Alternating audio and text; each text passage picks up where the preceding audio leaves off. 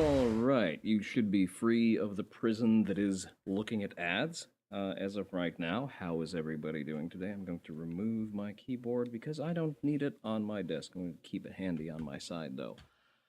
Ha! Okay, so we are on day 3 of the non-committal donathon. Day 3 brought to you exclusively by the fact that Rag has in fact donated to the channel, for which we are ever so grateful. I'm going to turn off everything I don't need, and I'm just going to make chat visible for myself on a secondary screen because I can't see well, even with my prescription glasses. So, plan for today is going to be calligraphy and cleaning my carry gun. So, we probably will need a hand cam to do that. What do you mean ad starts within a minute? I rolled a fucking... okay, never mind. Never mind. I don't know how these pre-rolls work anymore. Okay, so we have our canvas. Slightly... Yeah, no, we do have most of our canvas here. So, and let me quickly pull up my word of the day. Because we're not doing a conventional calligraphy, so to speak. We're doing something a little tiny bit different. And that is going to be, how should we do this? Let me throw this up in Photopia, actually, and turn it up from there. Because that's probably going to be the easiest way to just have the reference available. Right. So today we're not going with a classical Chinese phrase because the Orient has simply not discovered the concepts that we're going to be covering today, and those concepts are. Please have a blanky page over here, real quick. Come on. New project. YouTube cover, fine, whatever. Just do it. Create. Okay, excellent. Now we go for text. We go paste. We select. We blow up. You can't see what I'm doing just yet. Just trust the process here for a moment. I also don't remember the reading of this. I just remember the loose translation. You know what? Let me actually pull it up on screen for y'all. Chrome. Photo editor. There you go. Hey there, Notary. You're busy reorganizing your loot. Level 20 came in time. Oh, nice, nice, nice. I saw you showed your hoard of loot from the poppy field that you raided. Okay, do I need this on the desk level? I'm going to lean towards no. So let's put this aside. Hello, Crespian. Welcome in, welcome in. Give me a moment while I prepare a visual reference for what we're going to be making today. But basically, I've wrangled some linguistic resources to get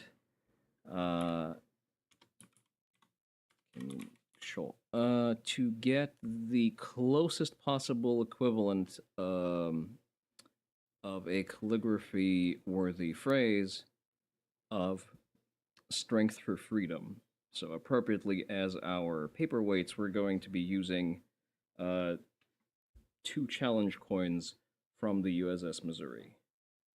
I'm not sure. Let me see if I'm even holding this up the right end. Oh, you can't see. Okay, there you go. And it's not auto-focusing, but I'm going to show these up at a later point. But we do have two challenge coins from the USS Missouri. One replicates the plaque on the deck of the USS Missouri that demarcates the spot of where the Japanese surrender was signed. And fun little fact, every model of the USS Missouri that you will find in the US will actually feature an itty-bitty surrender desk on the on the actual deck of the model ship.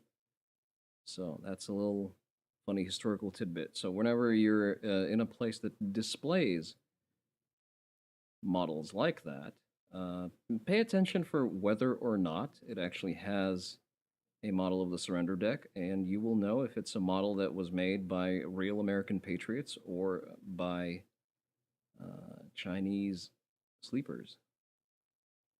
And if you don't see a surrender desk on the particular model of the Missouri that you're observing, make sure to call those people out. Okay, I'm going to pull this down. Hey there, sort of a demon.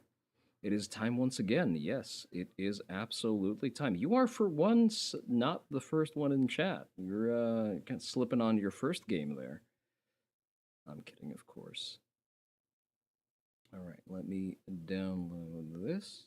How the fuck do I even read this, actually?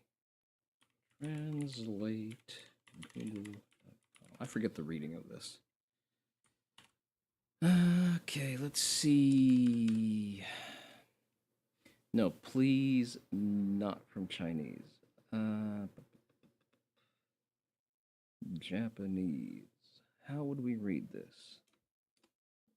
No, don't translate it from simplified Chinese. 力徳解放 Rikitoku Kaiho. Okay.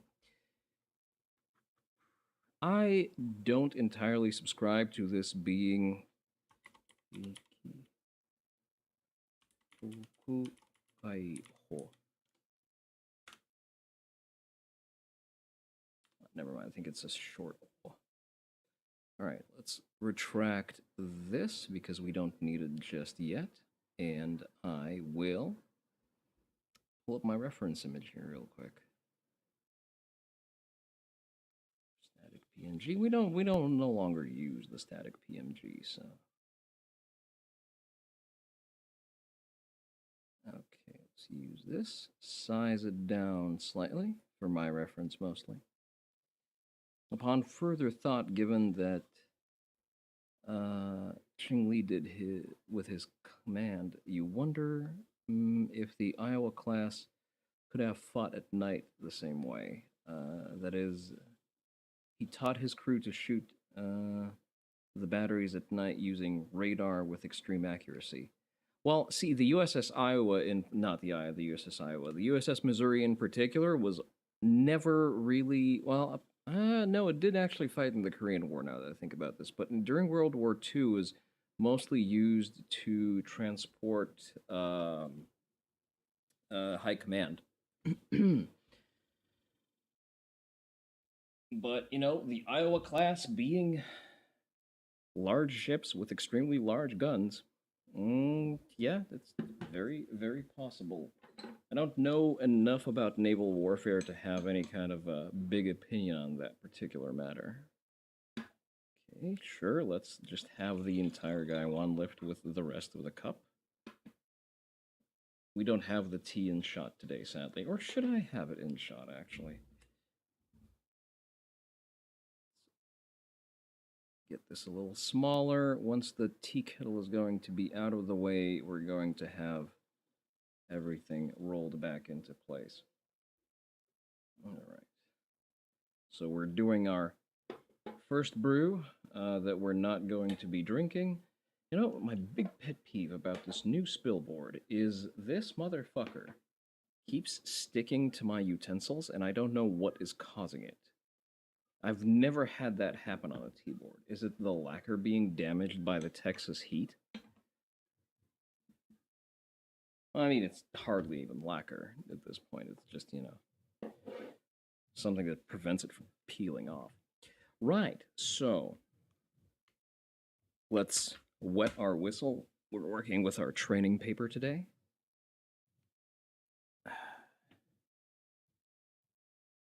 As per the requests of parts of the internet, we're not showing any flesh today. Some people were concerned and disgruntled at the immersion-breaking display of skin. I completely understand. A chroma key setup that would allow me to hand cam is currently being built. I just need to be financially responsible and not going all the way out with spending money on production quality. Okay, so the first one is fairly straightforward, which actually makes it one of the more difficult kanji to draw consistently. ryoku or chikara. Because it's essentially just two lines, there's not a lot of room to conceal your bad brushwork. So I'm going to have to do quite a number of warm up sets before I get into my usual stride. Granted, my usual stride is very far from the academic standard of calligraphy. There's another bar over here. Mm-hmm. Cool. The component kanji are not terribly difficult, so I expect that we're going to end up with something relatively presentable fairly soon. Oh, now that we actually have a full command of our camera, let me show the. You know what? Let's turn the camera upside down. Actually, well, the let's actually turn it over the way it's supposed to be. Just a second. Just in case, someone wants to view the moon runes in all of their splendor. Okay, let's see. Rotate 180 degrees. There you go. Now it's more like it. Screw it. EXPS3 goes on the MP7. I don't see why not. I exclusively run those with that particular red dot. It's not like you're going to be scoping out headshots. The MP7 is very much a spray and pray kind of weapon. Even with the armor piercing rounds, I've not found it to have terrific stopping power in Gray Zone. Like, it's a fun gimmick gun. I guess it does stuff in CQB fairly successfully. I would prefer to not have a fly around my calligraphy. I don't know. It's just that kind of fucking thing. I mostly use it now for recovering my kit. Whenever I suddenly go down and I'm within recovery distance, just a moment.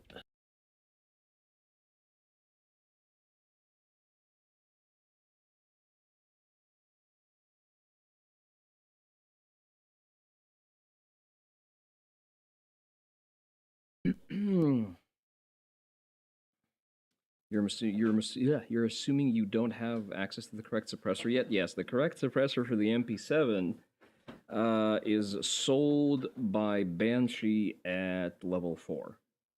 I regret to inform you. But on the plus side, once you do some Falong Airfield tasks, you're going to get more Banshee tasks. And some of those are going to also be at Falong Airfield. It's not even a suppressor mount, it's like a specific suppressor.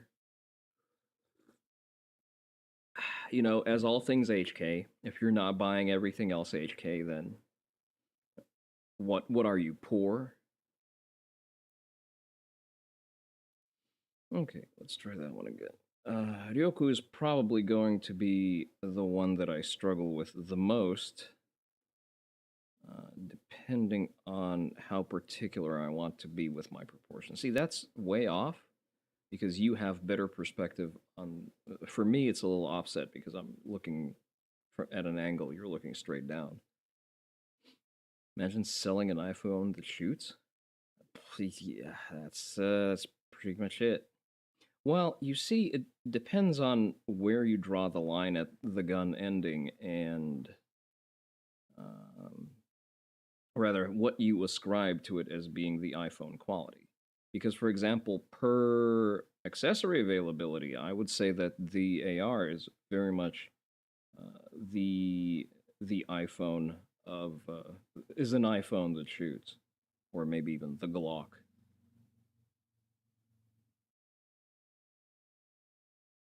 Because you can find basically anything for it. Well, now that I think about it, and the AR is probably more of a generic Android phone because you have so many phones that do basically identical things. Because you have aftermarket stuff for iPhones. Like iPhones aren't see the walled garden of iPhone only really applies to the content that you can have on the phone, the actual software that you can have running there.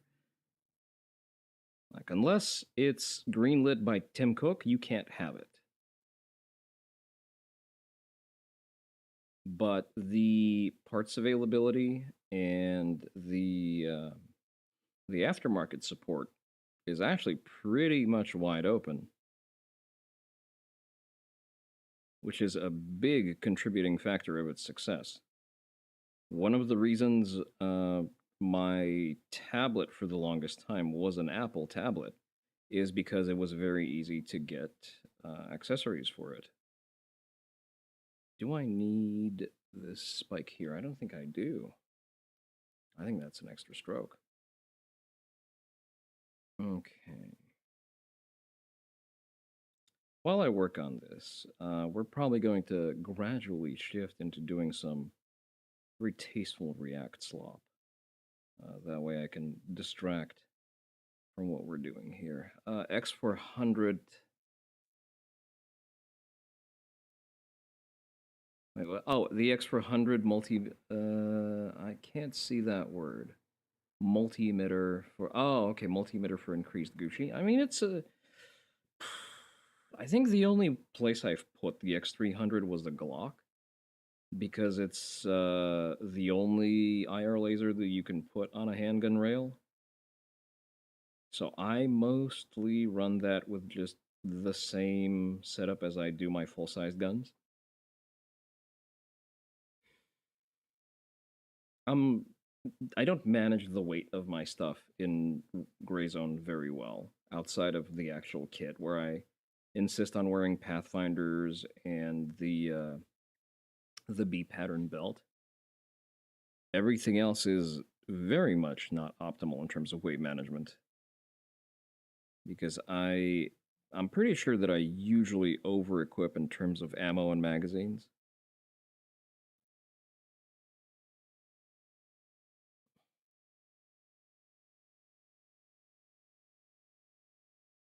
Usually I try to run enough magazines that I have a comfortable amount for my good tactical reloads on transitions.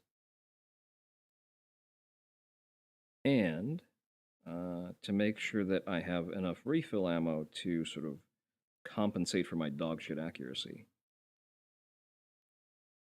I feel like I'm laying it on a little thick. I think we need to just lay off the pressure very slightly. These are generally detailed kanji with lots of strokes because it's like what 1, 2, 3, 4, 5, 6, 7, 8, 9, 10, 11, 12, 13. 13 strokes is a lot, and trying to mash it all in with fat lines isn't exactly the play. All right. You brought 20 rounds and a silenced Mosin to the fields. Had to kill everyone for your breakfast. Uh, I see. I never had to run a Mosin. I've never put myself in that in that place of extreme poverty. I don't know. Something about the Soviet slop is just poor coded, and I can't get over that. I say that as someone who frequents Palmetto State Armory. All right, let's actually do some soft React slop. Why don't we? Had a couple of funny videos that came across my desk. Let's see. Let's see. We've already seen that. We've seen that. Apparently, there's a change to the YouTube algorithm. I couldn't care less. If anything, I think it's for my benefit, just based on the feedback that I've been seeing to this online. Uh, Apparently, clickbait merchants most affected. YouTube. Slap it somewhere over here, like in the dead space around the calligraphy. You don't have to. It's fun because 55R folds nice, and because you're running the more modern rounds,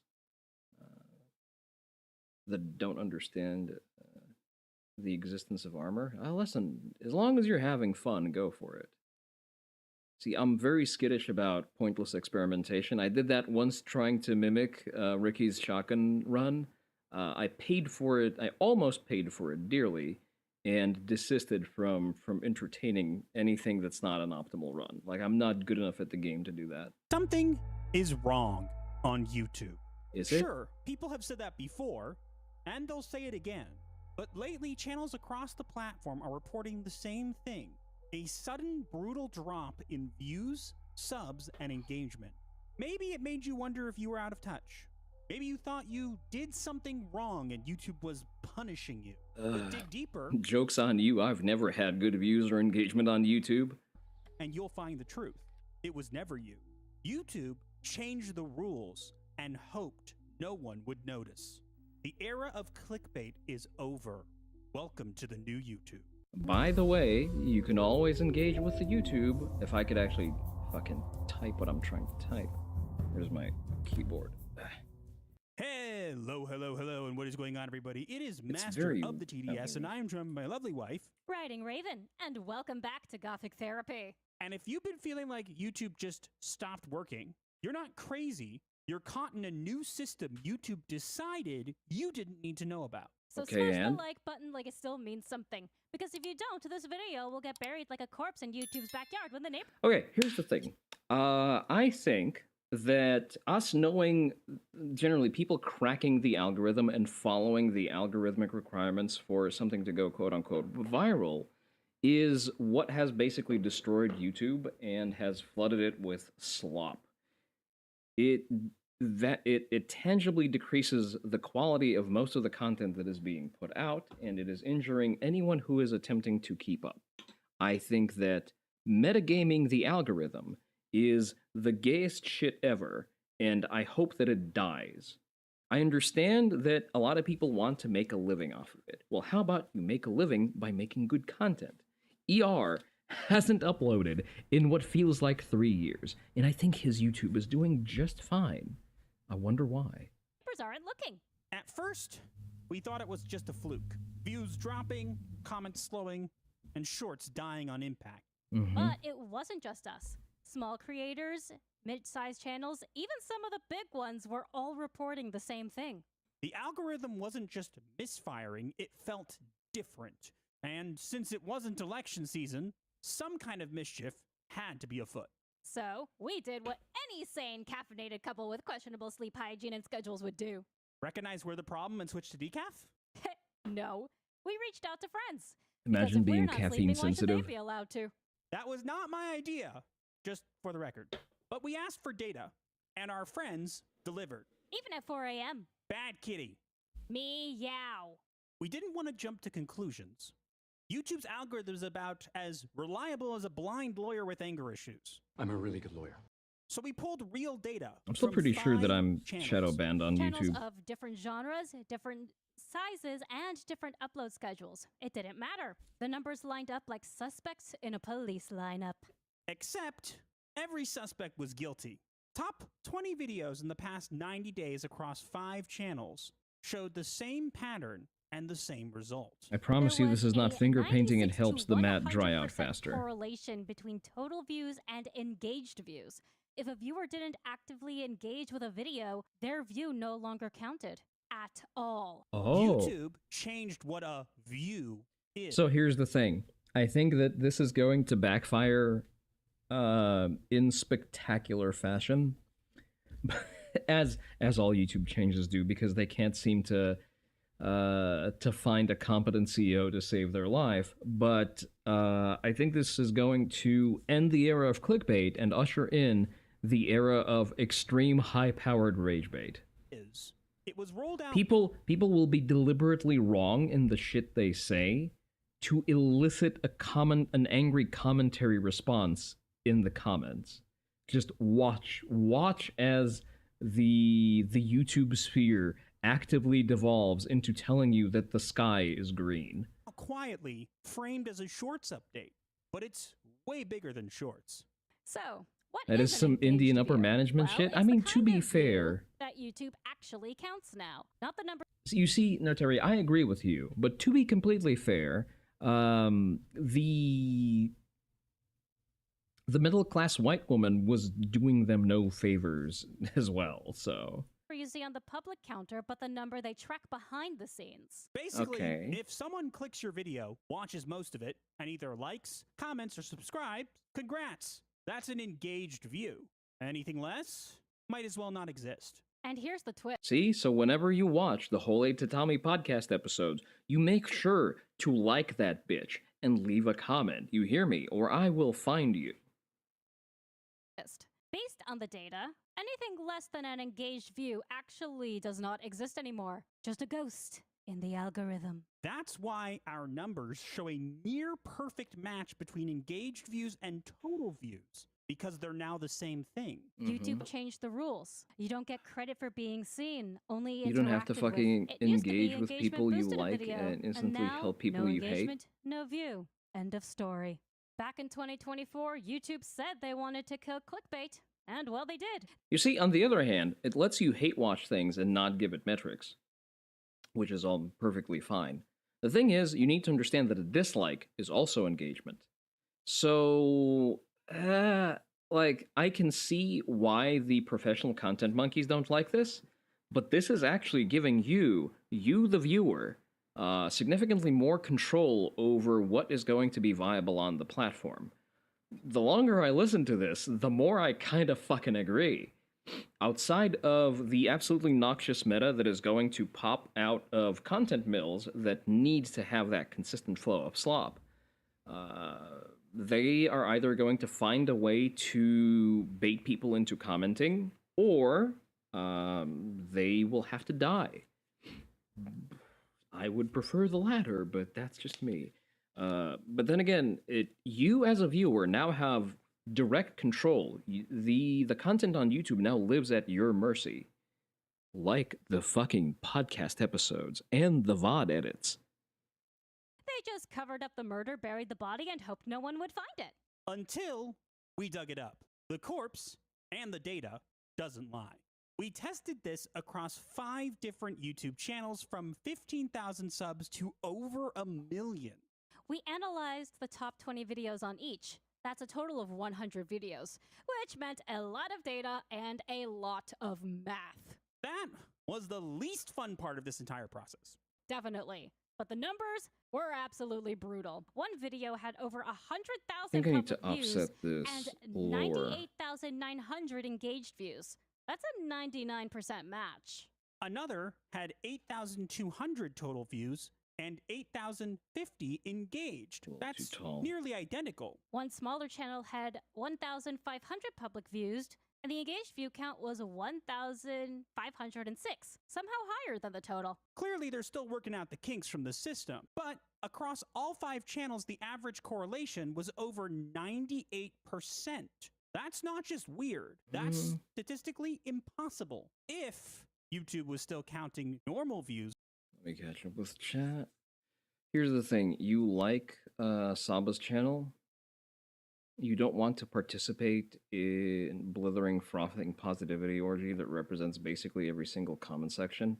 Then just smash the like button. I think that counts as engagement. So I'm perfectly fine with that.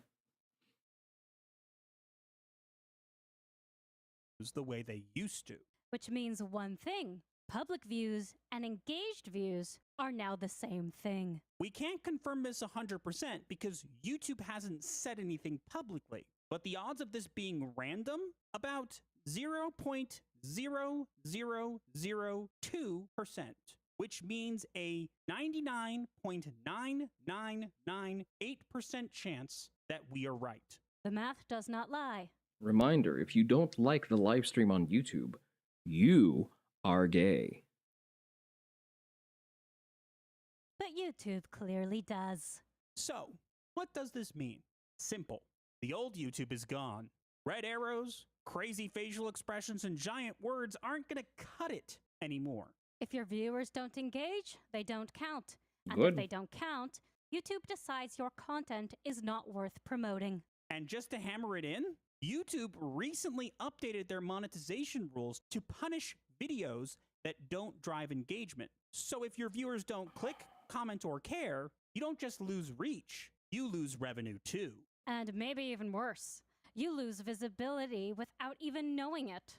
Because if YouTube's only counting engaged views now, your actual view count could be double or triple what is showing.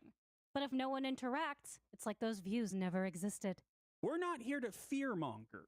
We're here to warn you because no one warned us. So if you want to keep creators like us alive on this platform, smash that like button, leave a comment, and share this video with other creators. You're not cursed. You're in the new tube. And in the new tube, engagement is mandatory. You know what? You gave me positive information, so I'm going to give you a like. It's not even a pity like, it's like a real like. Oh boy, how controversial are we feeling today, Oni Dojo? Let's, karate palate cleanser, let's save that for last. Because I'm gonna have words about... this, actually. So, let's pull this up. We are not a traditional cafe. We're completely unconventional. Oh, I can tell. And my Wix website really has to capture the same magic. Japan is a country like any other, comprised of both positives and negatives. If you're familiar with the country, then one of the big negatives that you might already be aware of is the slave labor work culture, where you get paid absolutely nothing and yet still have to give up everything. But another major negative in the country that happens to be more of an open secret. Okay, first of all, how is that different from doing work anywhere else? I'm sorry, millennials are just... you know what? I'm not sure this is millennials anymore. Zoomers are fucking intolerable. Like, the idea of stable employment and doing a consistent job is just nightmarishly frightening to them. That's why it's always funny to hear professionally unemployed people complain about the work culture of Japan, not understanding that that culture actually... well, they complain about it as being like peak late-stage capitalism, corporate greed, grrr, toxic work culture, not understanding that that work culture is actually entirely derived from the crafts, from blue-collar work, where you do a thing your entire life, and you do it well, while progressing through a hierarchical system which is known to you the moment you enter it. Is the worrying rise of stalking-related incidents. This has long been an issue in the country, but its turning point was actually in the year of 1999, when a typical stalker case turned into a disastrous murder that humiliated the nation's police due to their pathetic handling of the entire case. Today, and 26 years later, we recently found out from a report that cases involving stalking in Japan are currently sitting at an all-time high. And in the first half of 2025, we witnessed a stalking case so disastrous, so mismanaged by the police, that it made people start drawing parallels between it and the tragic case from 26 years ago. So what the hell happened, and how is this something that the country is not going to forget? Isn't it great when the police can just fumble cases and you are a disarmed populace that has no agency? Isn't that fun? About any time soon. Well, let's talk about it.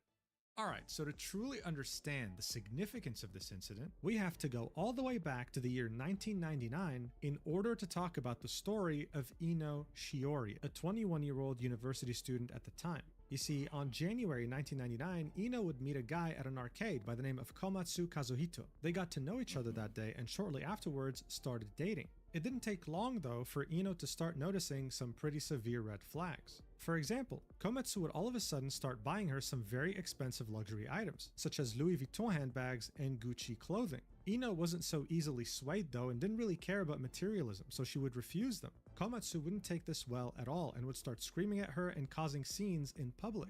At that point, Ino knew— So wait, hold the fuck up.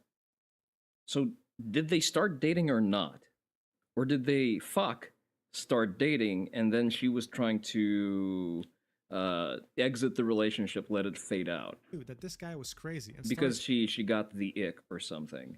I'm not saying that his reactions are proportionate. I'm just trying to see if we're going to notice the ghost of female accountability here. To slowly distance herself from him. Komatsu noticed that and threatened to hurt her unless she stayed with him, and so she did, until she was finally able to leave him months later. This is when Komatsu would effectively Just a second. Why did he say Louis Vuitton like that? I don't know what's the correct way. Well, how did he say it funny? I didn't catch that. But the thing is he French? No, I think he's Korean. lose his mind. Over the course of the next 4 months, he would spread letters and posters all over the neighborhood. No, that's psychotic behavior. But then again, why are you sleeping with a guy before checking him and sleeping and dating a guy before you check him for red flags? Hello? Did you do no work at all? To slander both Ino and her father. The harassment got so bad that both Ino and her father went to their local police station in the Saitama prefecture and presented them with these posters, these letters, even license plates and photos of certain cars that were spreading the slander. And of course, the police couldn't care less. They didn't assist in any way, shape, or form, which That's of not course good. only served to leave Ino and her family defenseless. This entire harassment campaign and Komatsu's obsession would reach its conclusion on the 26th of October 1999, when Ino would be in the middle of commuting to her afternoon class at university. She biked all the way to Okigawa Station, and as she was getting off, a man armed with a knife would end her life on the spot. By the time her body had made it to the hospital, it was already too late. It turned out that Komatsu had hired a hitman for 20 million yen, an obscene amount of money, in order to take her out. But one could only wish that the story really only ended here. No, things got substantial. Okay, so psychotic controlling ex-boyfriend hires a hitman to take her out, and police fails to prosecute. So there are two issues here. One, the difficulty of legislating around these things. The US has such a thing as a restraining order, where you limit someone from being in your general vicinity. I think that is a very healthy tool to use. I'm not sure if Japan has something to that effect in terms of legalities. I'm not sure their legal system even supports the concept of a restraining order. Second of all, as I've alluded to previously, it kind of sucks when you rely on the state for your safety, and the state, as it frequently does by the way, even here, fucks up.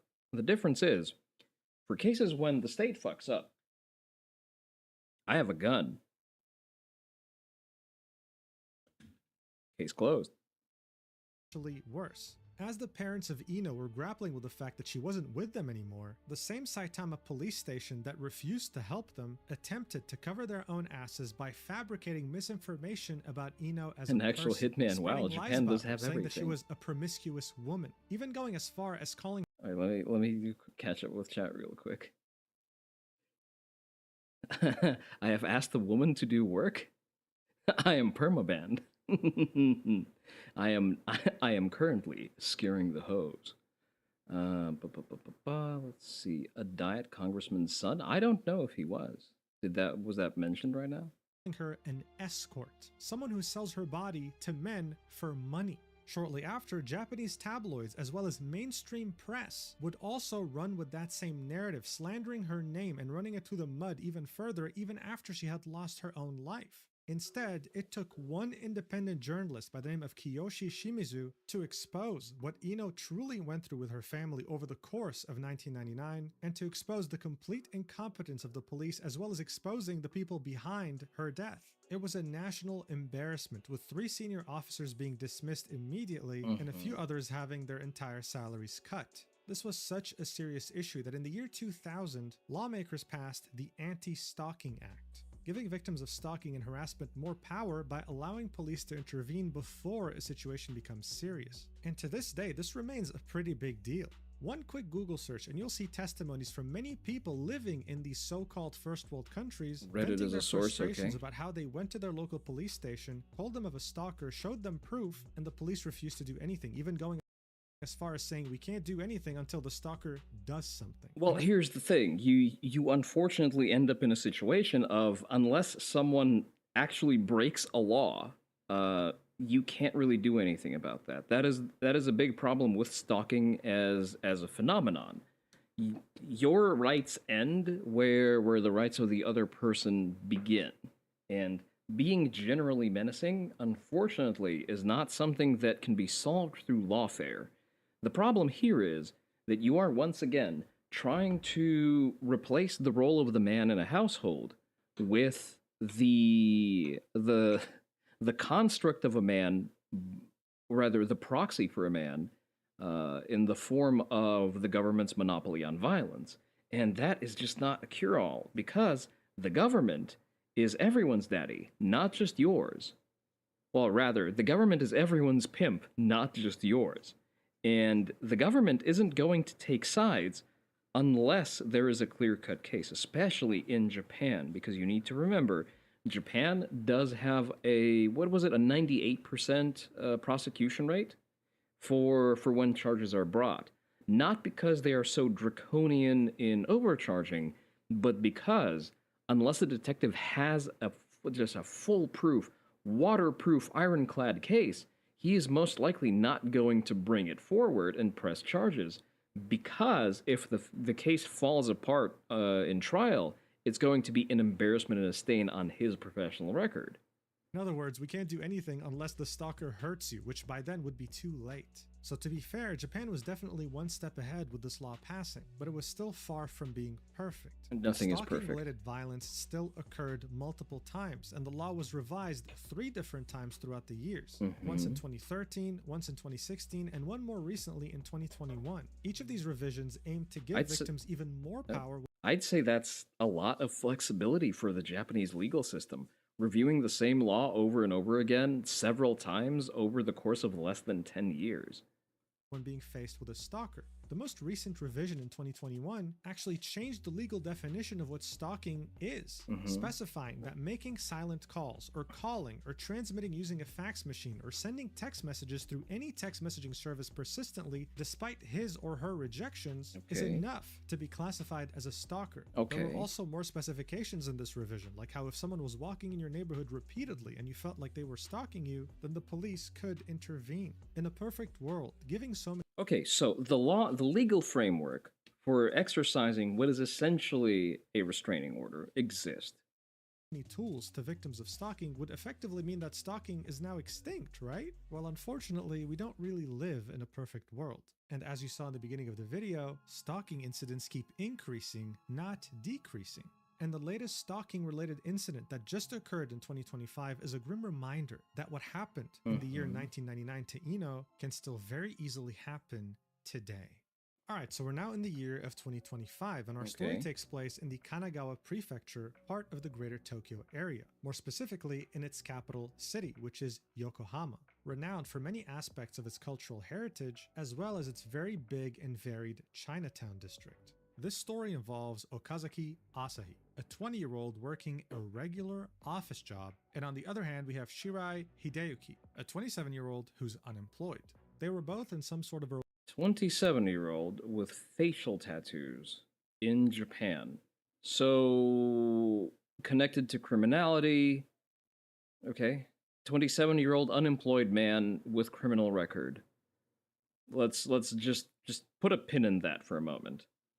Chinatown district. This story involves Okazaki Asahi, a 20-year-old working a regular office job, and on the other hand we have Shirai Hideyuki, a 27-year-old who's unemployed. They were both in some sort of a romantic relationship together. We don't have an exact timeline as to when they first met and started dating, but what we do know is the first time that Okazaki reached out to the police. On June 2024, Okazaki reported having a nasty physical fight with Shirai.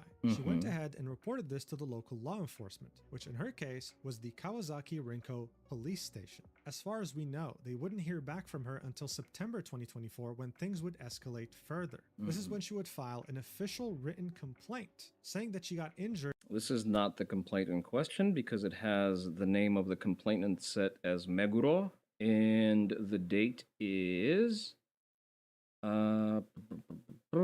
January 5th, 20th year of Heisei.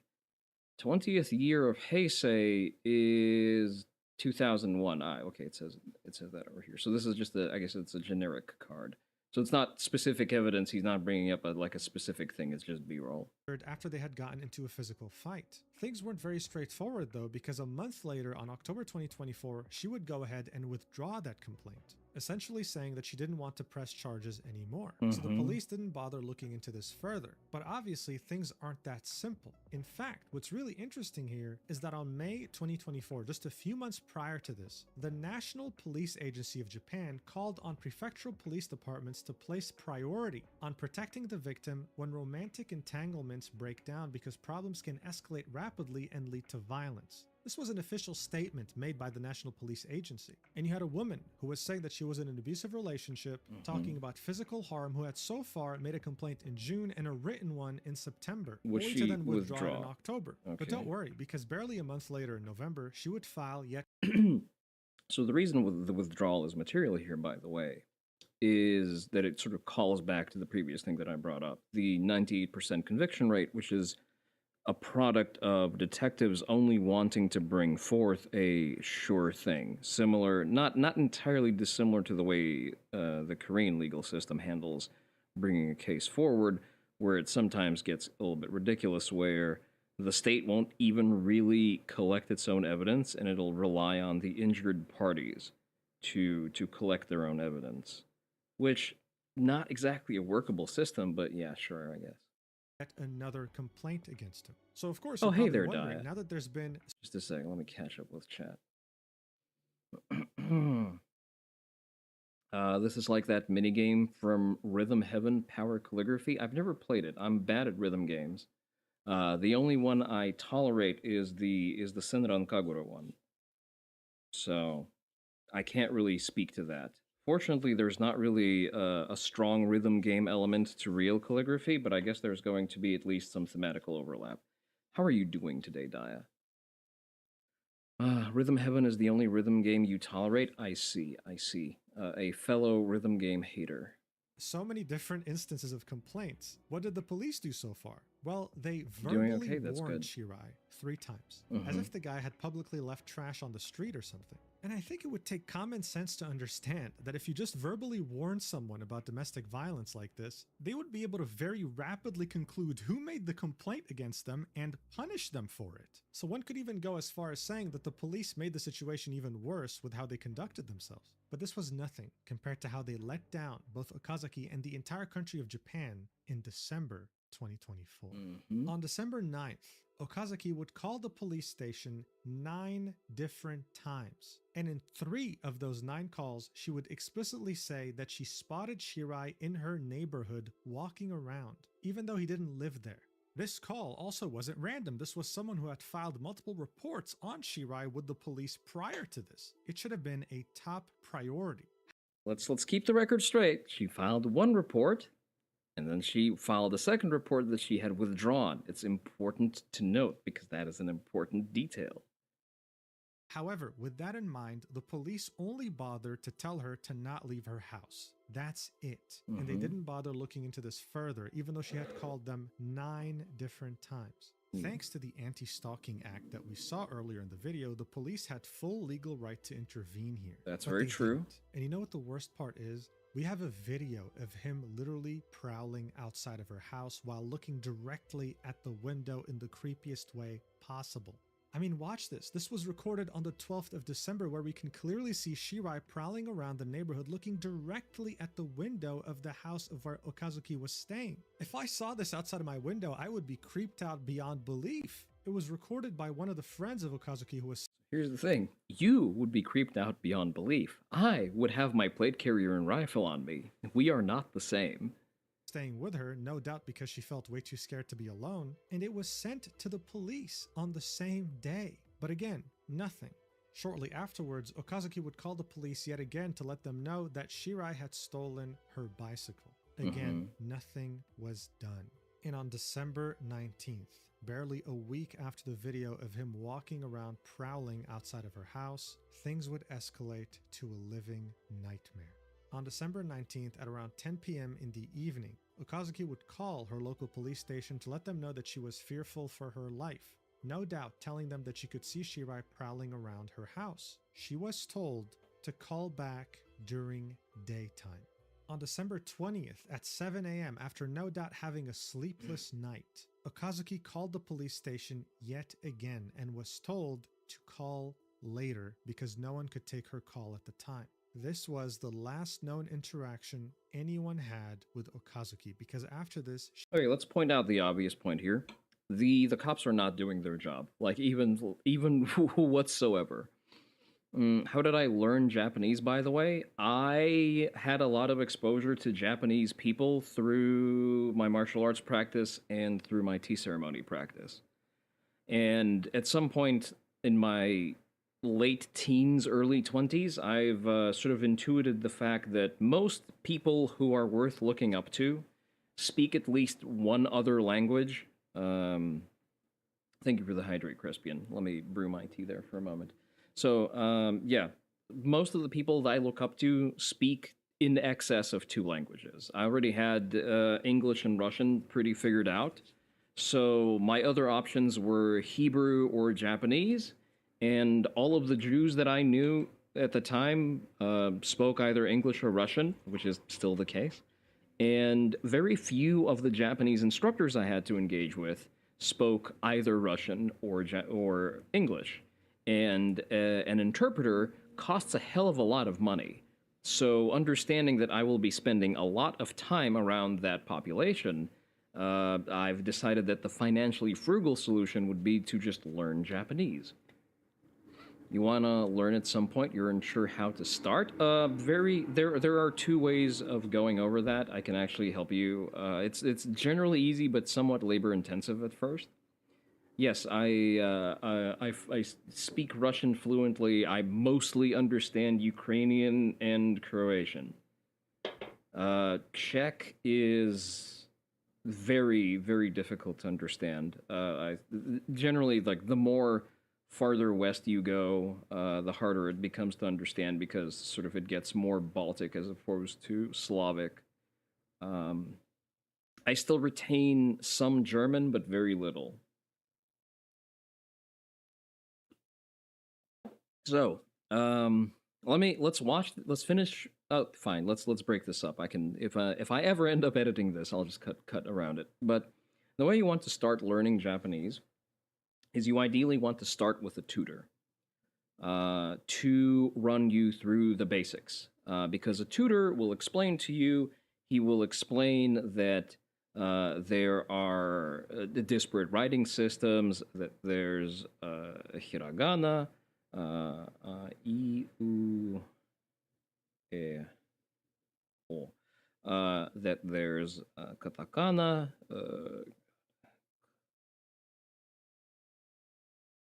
oh, I forgot. What is ku for? Oh, goddamn! Oh, it's ku. I'm not remembering my goddamn katakana because I write by brush so infrequently. And then sort of you have the sort of the kanji system on top of that, and it's best to not rely on being self-taught, because this is usually where you're going to accumulate most of the sort of incorrect learning scars that you can.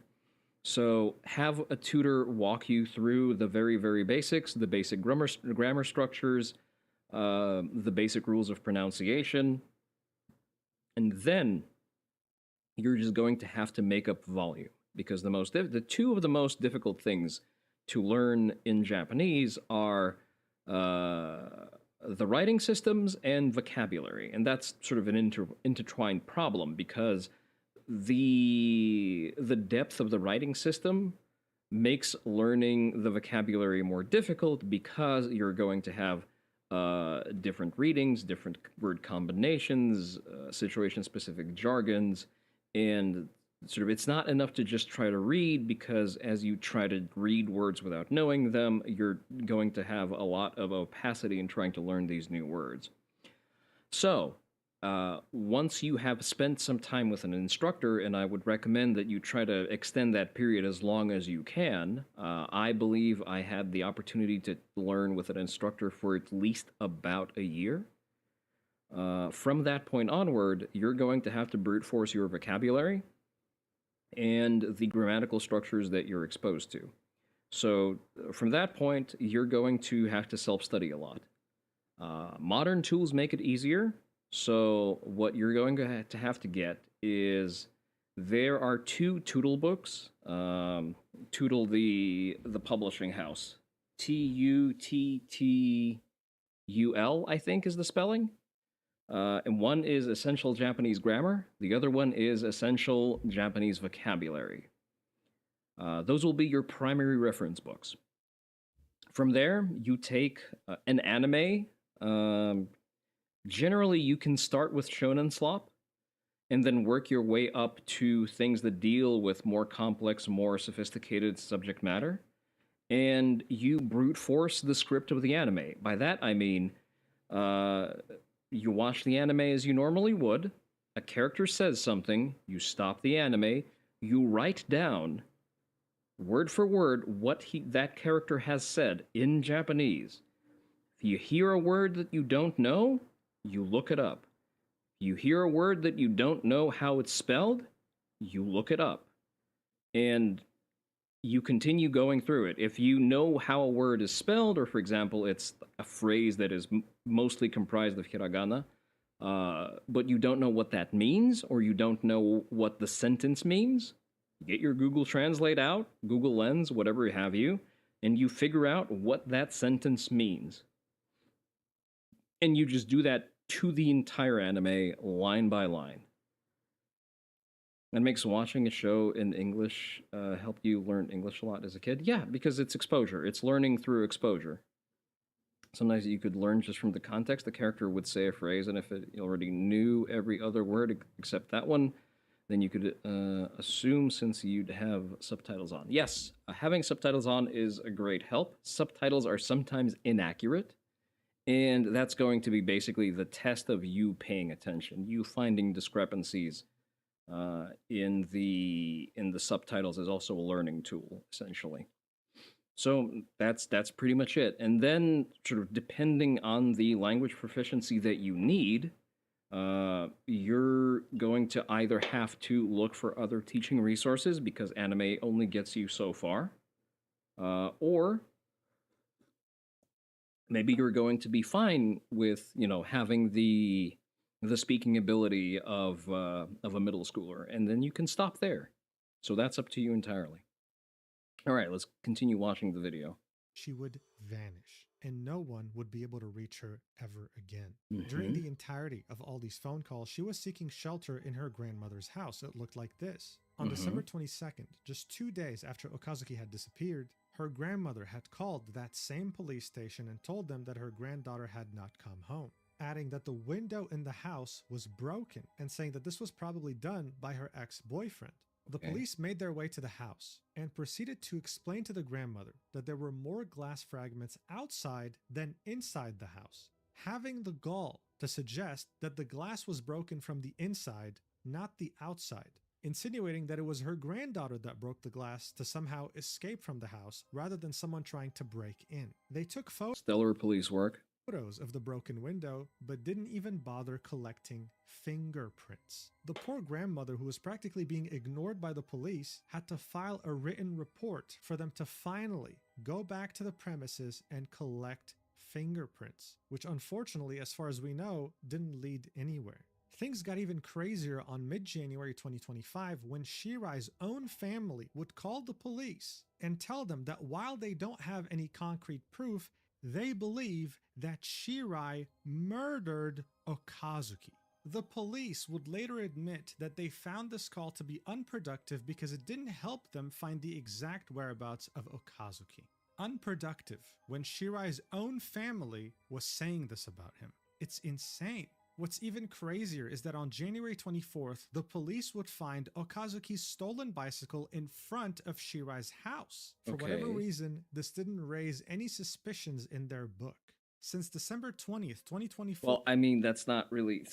So here's the thing. On the face of it, they should have, at the very least, pursued the man on the theft charges. Which was the last time we ever heard of Okazuki. Up until March 2025, Shirai would be questioned 7 different times by police. Just a second, let's catch up with chat. Unless you can successfully locate increasingly scaled up anime, you'd reason that Ghost of the Shell has different subject matter and complexity than One Piece, for example. That's why I say that there needs to be a gradual progression. You can start with Shonen Slop because Shonen Slop has straightforward dialogue, straightforward subject matter that's easy to understand because you need to sort of ease yourself in. I'd say hopping straight into Ghost in the Shell for learning purposes is not entirely productive. At this point, doing a breakdown of, for example, the feature film, God, I forget what it's called. The one where the central character is Bato as opposed to the major. That one has a lot of allusions to the classics, both Oriental and Western, and I think it's Innocence. I think it's Innocence. So fascinating plot, completely mindfuck in terms of the art style, very very good, and the themes that it explores makes frequent references to the classics, ranging from Lao Tse all the way to the Greeks, and extremely wide subject matter, difficult to follow even in your primary language. More so if you try to tackle it from the perspective of someone learning a foreign language. So I'd say Ghost in the Shell, generally a little bit upscale, also very heavy on jargon, in like professional law enforcement jargon in particular. So I would say Shonen Slop is the best consistent point of entry for like entry level. I would say that moving on to Slice of Life would be best because Slice of Life deals with a lot of mundane subject matter, which actually has a lot of very particular vocabulary and sort of use cases for the words. When does Card Captor Sakura land? I don't know what that is. Police. During 3 of those 7 times, they searched Shirai's house with his consent, meaning that they didn't have a search warrant. He just simply allowed them to come in to show that he wasn't hiding something. But this Okay. also meant that they couldn't be as thorough as they would have been with a search warrant. With all that in mind though, it was only on March 25th, when they were interviewing him for the 7th time, that they started getting suspicious of him. Throughout all these different interviews, he kept saying that he had no idea where Okazuki is, but on March 25th, he finally admitted that on the 20th of December at 6 a.m. in the morning, he went near her workplace in order to hopefully meet her, but couldn't because she didn't go there. The police, as I said, were starting to get suspicious of him, but the true suspicion arose when Shirai left the country shortly after the 7th interview. He left Tokyo to go all the way to San Francisco. This is when the police would finally get off their asses and get a search warrant for his house, going in to thoroughly inspect it while Shirai was out of the country. This is when they would finally find the whereabouts of Okazuki. The investigation team could sense that there was something wrong in the house. This was a traditional Japanese house made up of wood, which meant that the floor was a bit elevated and it was composed of floorboards. The police started removing those floorboards one by one and eventually made their way to the kitchen floorboards. This is when they would find a bag buried deep under those floorboards, and in that bag they found a humanoid figure. And the reason why I say humanoid figure is because initially they couldn't even recognize it since half of it was skeletonized. It was a partial skeleton. It turned out that Shirai, in his pursuit of getting rid of evidence, was slowly barbecuing the corpse, hoping to only have bones left. And he had plenty of time to do that gradually, seeing that he had 4 months to do so up until that point. After further analysis, the police was able to conclude that this was indeed the corpse of Okazuki. So on May 3rd, when Shirai's plane finally landed back in Tokyo, the police was waiting for him at the airport to immediately arrest him on suspicion of mishandling a corpse. What he did was horrendous in every way, but people were wondering, how was he allowed to get this far? The incompetence of the police to the point where they even enabled this murderer to continue doing what he was doing, that was on the same level as the incident back in 1999. But today we have a stalking act that's been revised 3 times. The police couldn't say that they couldn't act. They had every legal right to do so. 20 days after initially All being correct caught at things. the airport, Shirai was both indicted and charged with damaging and abandoning a corpse, without specification as to whether he acknowledged responsibility or not. Police vowed to continue investigating the case, but obviously, as you can imagine, Okazaki's family is outraged beyond belief. On May 3rd, when Shirai was initially arrested, they protested outside the police station saying things like, "You killed her. You're the reason why our daughter left this world." And All true and real. However, where was that energy when you knew that she was being stalked? Like, protesting the police department is great and all. Where were the men of the family to roll up? Someone's driving past the fucking window. Where were the men of the family to roll up and A, prevent a 20-year-old from getting involved with a serially unemployed 30-year-old man with obvious connections to criminality? And second of all, where were the men of the family to stop him from stalking her? You're trying to think of a dry, high-grade anime. Unsure. Monster, perhaps? Monster is good, although boring. You know what's a good anime with good subject matter stuff? Shirobako and Working. Like, good work environment animes. K-On! Actually, very good. Very good watch. Most of the brute forcing I did was with the Monogatari series, although I can't really recommend that as an opening point. That's more of an advanced sort of progression because the language is very flowery. They get very advanced with the way they speak. But you do get exposure to very many speaking patterns. Anything that's classified as slice of life is a very good entry point, I'd say. Dragon Maid, maybe? Because Dragon Maid also goes over explaining certain social conventions of Japanese society, which also deals with a lot of specific terminology. Yeah, I'd say that's about a good entryway. at this point, it would be hard to disagree with them. However, the Kanagawa Rinko police station has defended its handling of the case, claiming that Okazaki didn't want to file stalking charges against Shirai and that there was no indication she regarded his actions as stalking. Many found the statement to be ridiculous because she had filed multiple reports against him and by December was claiming to have felt unsafe over him walking outside of her house and even providing proof of that. We literally saw a video of him walking around in the creepiest way possible. Shortly later, a prefectural police spokesperson said they would review the office's handling of the case. But again, that's too little, too late. I can't imagine what the family and the parents had to go through for 4 months until they finally received closure in the worst way possible. This was so significant that the father of Ino Shiori, the woman who was in the 1999 case, had something to say about it, stating, "I want members of the police station where the victim sought help to think again about whether the way they respond recalls their mission to protect the lives of citizens." Serving a grim reminder to the nation that even after 26 years, Japan hasn't really improved with how it handles cases of stalking. If anything, it's gotten worse. A national police agency official in Japan who handles such situations has been quoted as saying, "I feel quite strongly that what matters the most in implementing those measures is the awareness of each individual police officer," specifying to us that even though the tools and the laws are there, what really matters in the end is the individual police officer and how willing they are to help people like this.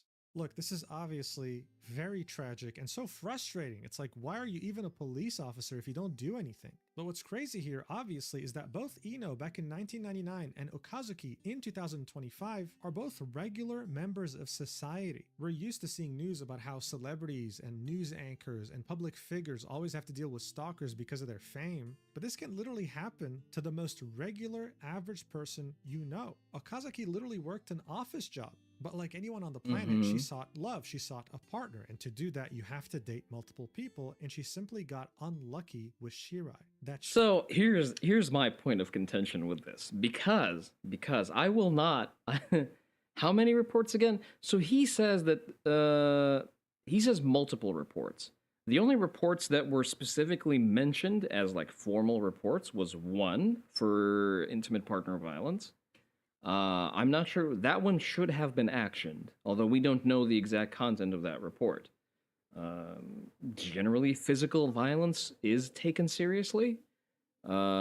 She then filed a second report that she immediately had withdrawn, which is a pattern in toxic relationships. It is a consistent pattern of behavior uh, of of women who try to quote unquote fix him, and this is generally it circles back into the subject that I really wanted to sort of focus on because it's not currently in vogue to draw attention towards that.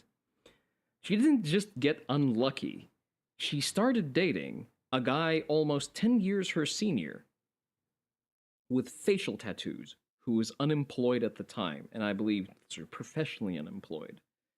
So, is it really, was she really unlucky? Or did she, did she fuck up? Did she fuck up a very simple shit test? Did she have a woman moment? Like, I'm sorry, but there is a reason why we have very, very specifically determined roles between the sexes in terms of regulating access to intimacy and regulating access to relationships. Women are supposed to vet who they get involved with. That's why, because they gatekeep intimacy, and sort of based on the surrounding circumstances of getting access to said intimacy, men then gatekeep long-term relationships.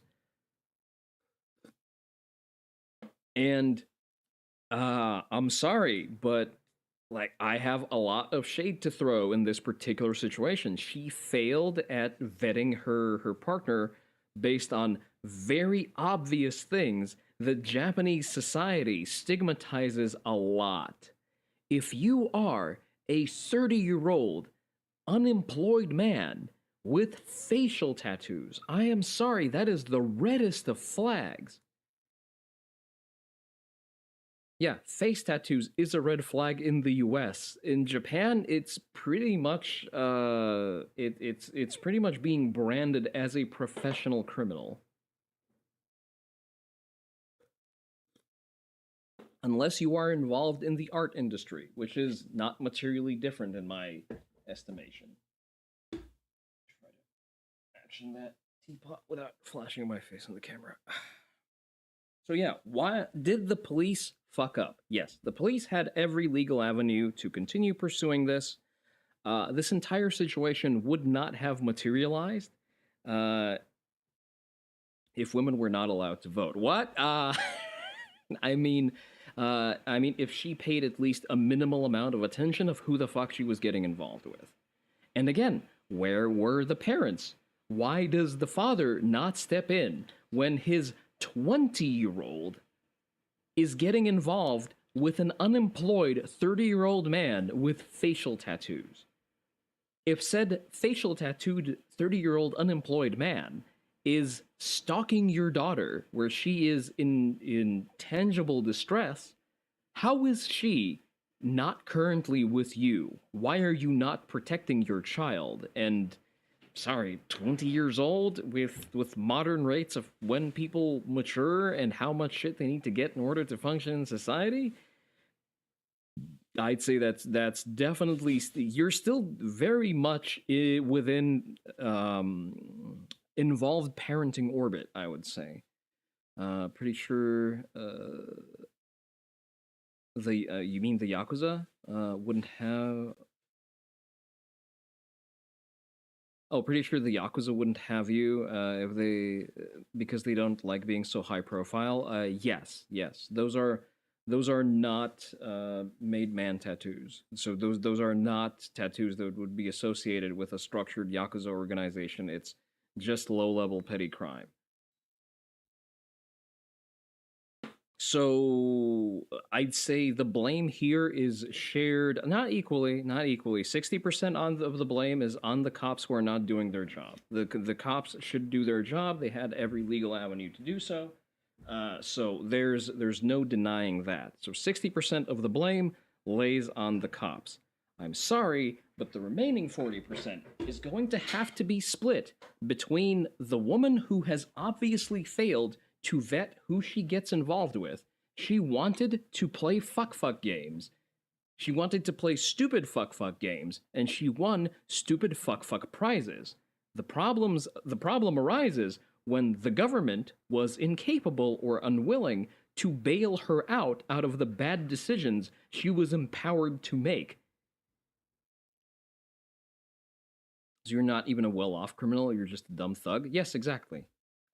Given the fact that he had the financial capability of going to the US for some period of time, I assume he comes from a family that is of reasonable means, or he's an aspiring, I don't know, rap artist, something to that effect, maybe some split parentage between Japan and the US. I don't feel strongly enough about investigating this, so I don't really care. The thing is that all of the signs were there. Those weren't red flags, those were neon signs. Or he scored a good purse grab, maybe. Drapper. Listen, drill rap is disturbingly popular in Asia for some reason. I don't know why. I mean, Joji is a thing. He is ostensibly a hip-hop artist. I know that he is predominantly American, but he is currently signed with a Korean-centric, at the very least, music title. Whatever the fuck it's called, Cloud something. And yeah, there's that.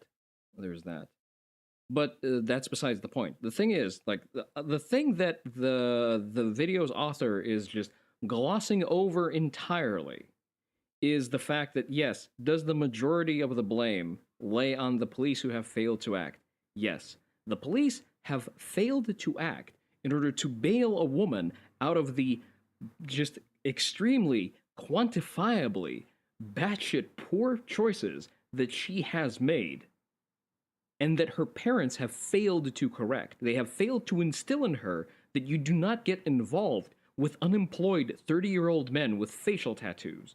And then they failed to moderate and try to correct that situation when it started going south.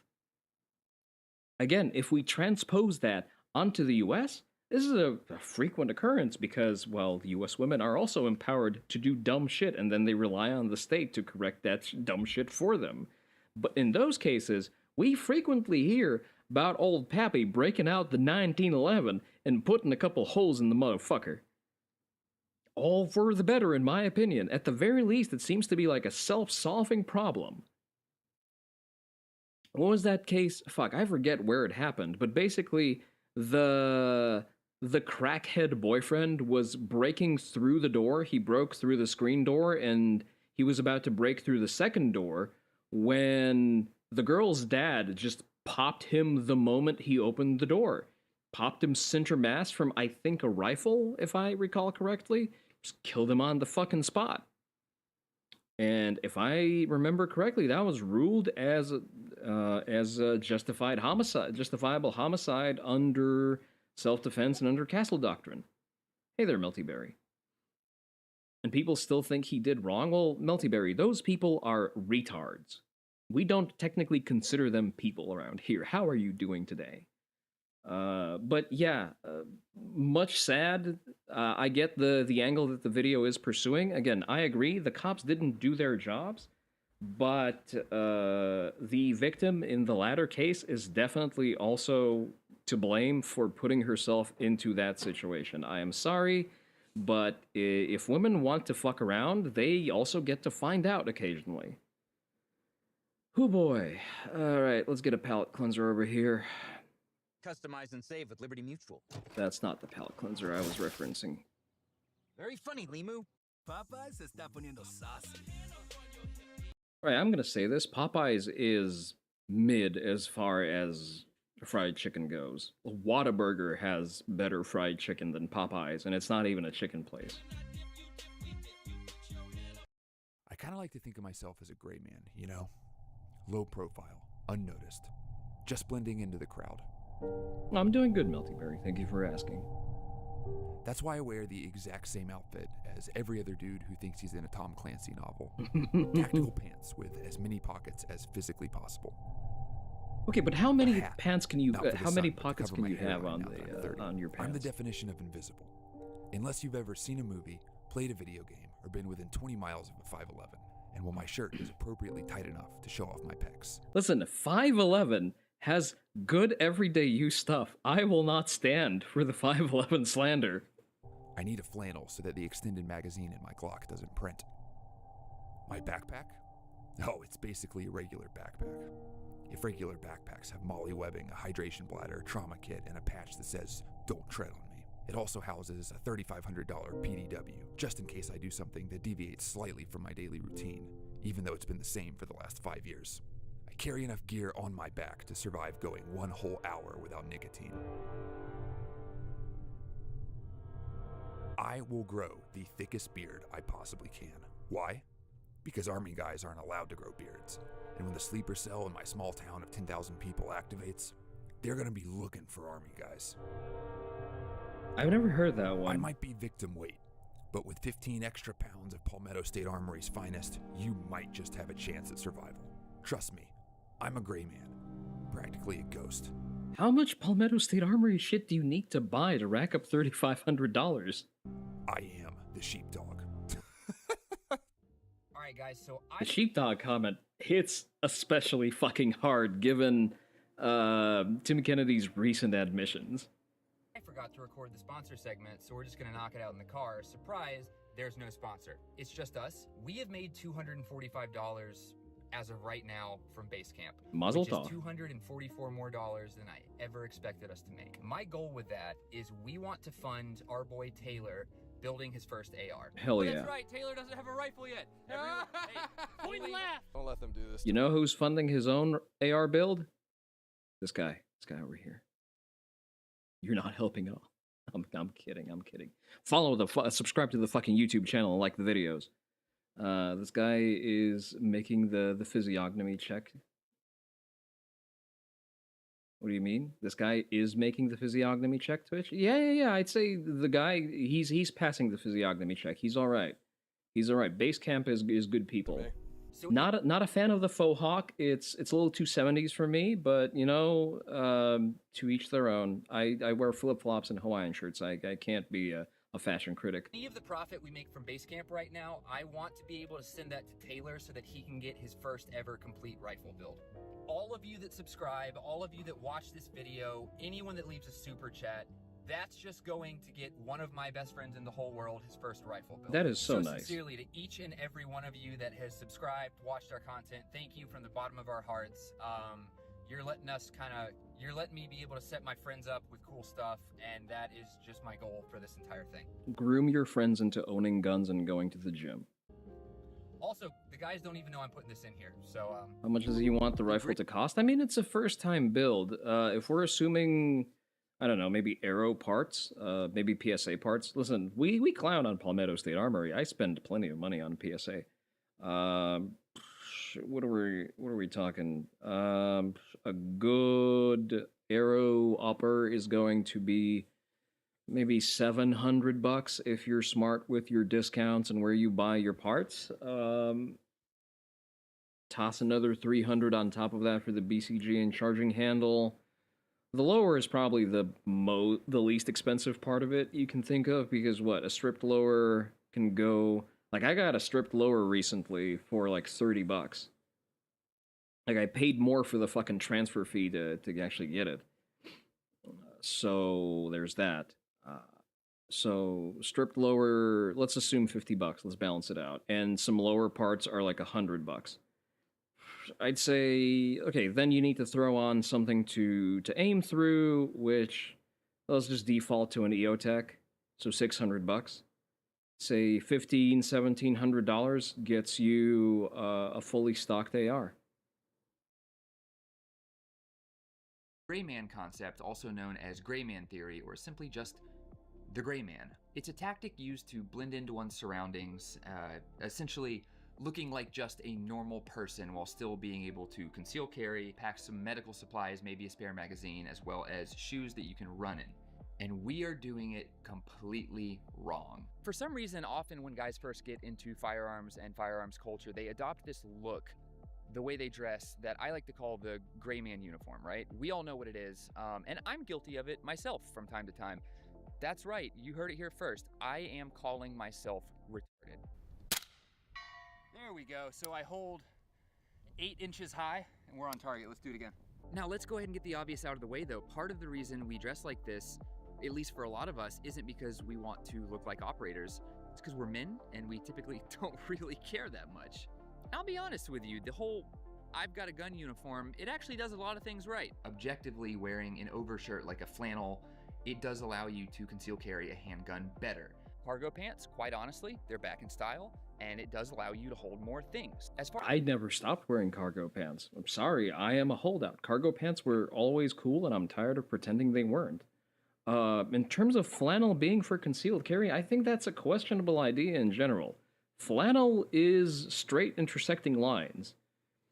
A gun on your body is not straight intersecting lines. Even Glocks with their peculiar grip angle are going to be at least, angled lines. So I'd say a flannel doesn't really prevent you from printing more. That's why I, for example, still wear Hawaiian shirts, because complex floral patterns break up the outline of a gun like a motherfucker.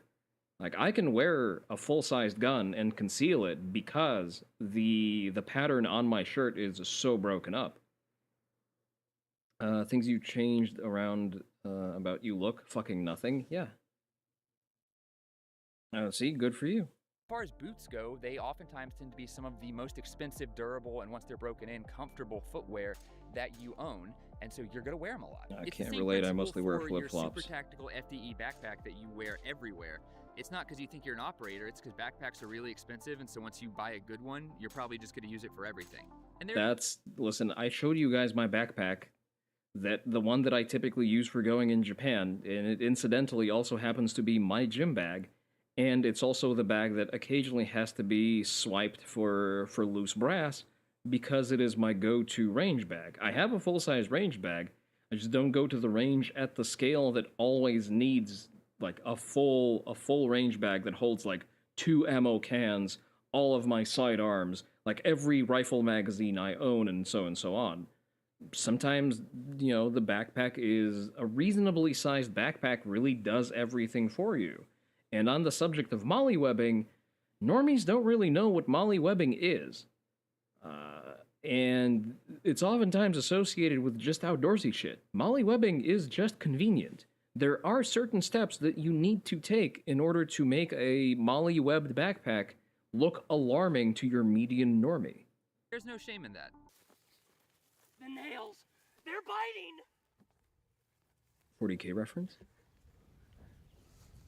Has he been psychologically evaluated? I do a lot of work in the outdoor industry, and so just by the nature of what I do, a lot of the clothes I own do tend to look a little bit more tactical or outdoorsy, because I need to spend money on clothes that are geared towards being very tough, surviving the elements, and being utilitarian. And it's very likely that a lot of you guys that work in the outdoors, work with your hands, work a trade, you might dress in a little bit of a rougher way that has a tendency to I'm missing mimic a line the here. stereotypical gray man style without actually meaning to. And that's totally fine. Another reality is that, brother, if you are a man who can bench more than 255 pounds and you have a beard, dog, you probably just look like a gray man. Like, brother, if I can see the outline of your pecs through your shirt and you have on a backwards hat with a beard, there is a 100% chance you've got a Glock 19 in that fanny pack. I feel both seen and called out at the same time. We have some new neighbors at the range. They're European. Ew. And brother, I totally get it. You know, your assault pants, $200. You're not only gonna wear them to the range 2 times a month, get your money's worth. Let people know you're about this life. But what ends up happening, funny enough, is that the gray man stereotype ends up doing the exact opposite of what it's supposed to do. It takes you from someone who's able to blend into the background and just be a normal person into creating a caricature of a gun owner and painting you with a massive flag of, hey, that dude's probably got a Glock in his pants. So I half agree with that. I think it's telegraphing the fact that you do have a gun on you, but only for a subset of people who are at least adjacent to guns. You know what I mean? Like, no art ho is going to pick up on like these subtle elements that you share with the quote unquote gray man stereotype because they don't know what the fuck to look for.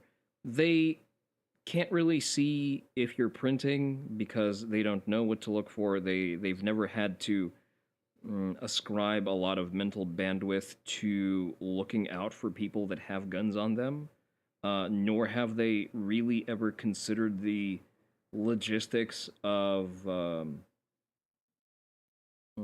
carrying a firearm.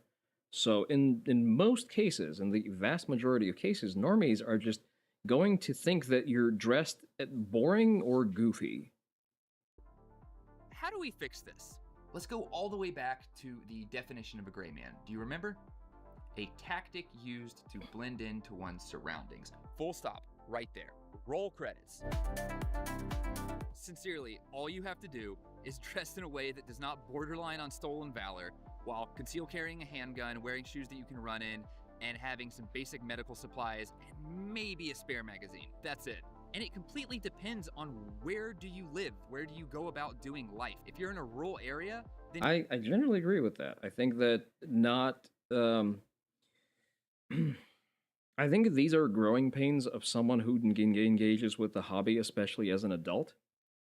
Because getting into guns as an adult has the temptation of, like, becoming the new thing. It's like that meme of guys will turn 30 and then pick one of these four things to build their entire personality around. And because there's so much information and so much new stuff to onboard into your day-to-day, whenever you start carrying a gun, it becomes overwhelming and it occupies so much of your bandwidth that you inadvertently turn into that guy. And I think it takes a little bit of time to sort of filter out the constructive things that you actually need from sort of the chaff and the brand new shiny thing that is currently in vogue in the period where you're in the sales cycle of the brand new thing when you've just started getting into firearms ownership. Yeah, a flannel, cargo pants, work pants, and boots, that is blending in. Versus if you're downtown, maybe trade the flannel for a hoodie, trade the tactical pants for some jeans, and trade the boots for Converse, you're golden. if you're at a nicer social event, well, guess what? Formal attire is by far the easiest and most comfortable way for men to conceal carry. That's Are you very going on true. a hike? Because if so, maybe it's time to break out those assault pants, my guy. Get ready because this is genuinely mind-blowing, but however you used to You will dress not wear before you got Converse. into guns, Converse is gay. Do that? That's a very big opinion. That's all I'm gonna tell you. Because by far my favorite pair of, okay, it's not my favorite pair now, but one of my favorite pairs of sneakers to travel in are Cordura canvas high top Converse. So how very much dare you? But with a gun. It really is that easy. I've actually mostly done exactly what he says, just dress like you normally would, but with a gun. The only caveat is I can't wear medium-sized shirts anymore because, well, I can't really conceal anything because an American medium fits very snug to my body, and, like, I very obviously print. Like, you can clearly see the gun in my waistband if I do that. So previously, what I would do is I would have an underlayer with a just unbuttoned shirt. And these days, if I'm in a climate that's cold enough to even have an underlayer, I'll still have to button up the shirt because there's a gun under the shirt. If I need cheap size variety, enjoy some Mentis Wave merch. Easy, loose shirt acquired. Really? You're gonna fucking promote a different creator's merch in my fucking chat without buying a Factor subscription first? How very much dare you, No Terry? Also, I don't really like t-shirts for my everyday wear, but again, that's up to you. I sometimes wear t-shirts. It's just an environmental thing because Texas, for those of you who don't know, gets a little bit hot. And I'm not usually in the habit of having my AC run. So a cotton shirt is going to be a little bit heavy. Mentis Wave shirts are cheaper per use than Factor, and you are a poor. No, I understand that, but listen, how cheap can custom printed shirts be? I'm sorry, my guy, you're not making a great case for yourself. I have my go-to brand for my undershirts, and those are Avirex. This guy is also going to go through some brands. I think which one did he? He's gonna go through them, but men's classic I think was one of the brands that he named. Uniqlo is generally a good go-to source for most, like generic clothing. That's as generic as it gets. Retro Rifle also perfectly serviceable, and you get a lot more service life out of a Retro Rifle shirt, like per wear, because their button downs are like $50, and they're fucking durable. Like I concealed carry with my Retro Rifle shirts all of the time, and I have yet to see any kind of tangible damage done to them by the guns because the material is specifically designed to have that lubricity to it. So it's both moisture wicking and it's very good in the fact that it doesn't really interact with the gun. What's more moist, that burrito or me? Watch now. Now, this is going to become dangerously close to turning into a fashion video, and I am much too retarded and autistic to do that with any semblance of dignity or grace. So what I'm gonna do instead is I'm just gonna recommend some brands of shirts and pants that have worked really well for me over the past 4 years for concealed carry, everyday use, office use, really hard outdoor use, and that they have just stood the test of time. Yeah. So, Barbell Apparel. While their claim to fame is those athletic stretch fit jeans, and I do own a few pair of them, I love them for their shirts. Their jeans. See, the thing about jeans is that once you get past a certain thigh girth, jeans are just out of the question for you. You're not wearing jeans at all unless you want to lose at least some modicum of mobility. Because I just straight up can't wear jeans. The difference between having quote unquote bodybuilder jeans versus Levi's is that if I wear a pair of Levi's, I will develop thrombosis and be unable to sit down. If I wear bodybuilder jeans that have like a lot of stretch to the fabric, I will still lose mobility and be unable to throw a high kick, which is a mobility trade-off that I am not willing to suffer. Jeans are great, but they're not real denim, so they are going to deteriorate at a faster rate than 100% real denim. Their shirts, however, are incredible. I have never come across a more durable and long-lasting athletic fit t-shirt. Sig I Spear mentioned this in a noticed. previous Sig video, Rattler. but my shirts tend to get chewed up by the grip texture of my concealed carry handgun. My Barbell Apparel shirts I've had for 3+ years, and they show no signs of degradation at all. True Classic is another brand that makes pretty solid True shirts. Classic, that's the very one. similar to Barbell. I don't really have much else to say about them. I didn't even plan on this. This is a True Classic shirt. Typically shirts that are a little bit thicker, kind of like this one I'm wearing right now, they work a little bit better for concealed carrying because a thicker shirt is not going to print and show the lines of your handgun as easily. You know what, Notary? Just out of exception and to point and to make an example of you in front of the class, post a link to the Mentis Wave merch and I'll check it out and see if it's suitable for a concealed carry application. If I have no concern with dignity, locate the mythical JNCO jeans. You can conceal carry your entire gun safe in those. Let's take a look at whatever that looks like. Just a second. JNCO jeans. That's interesting.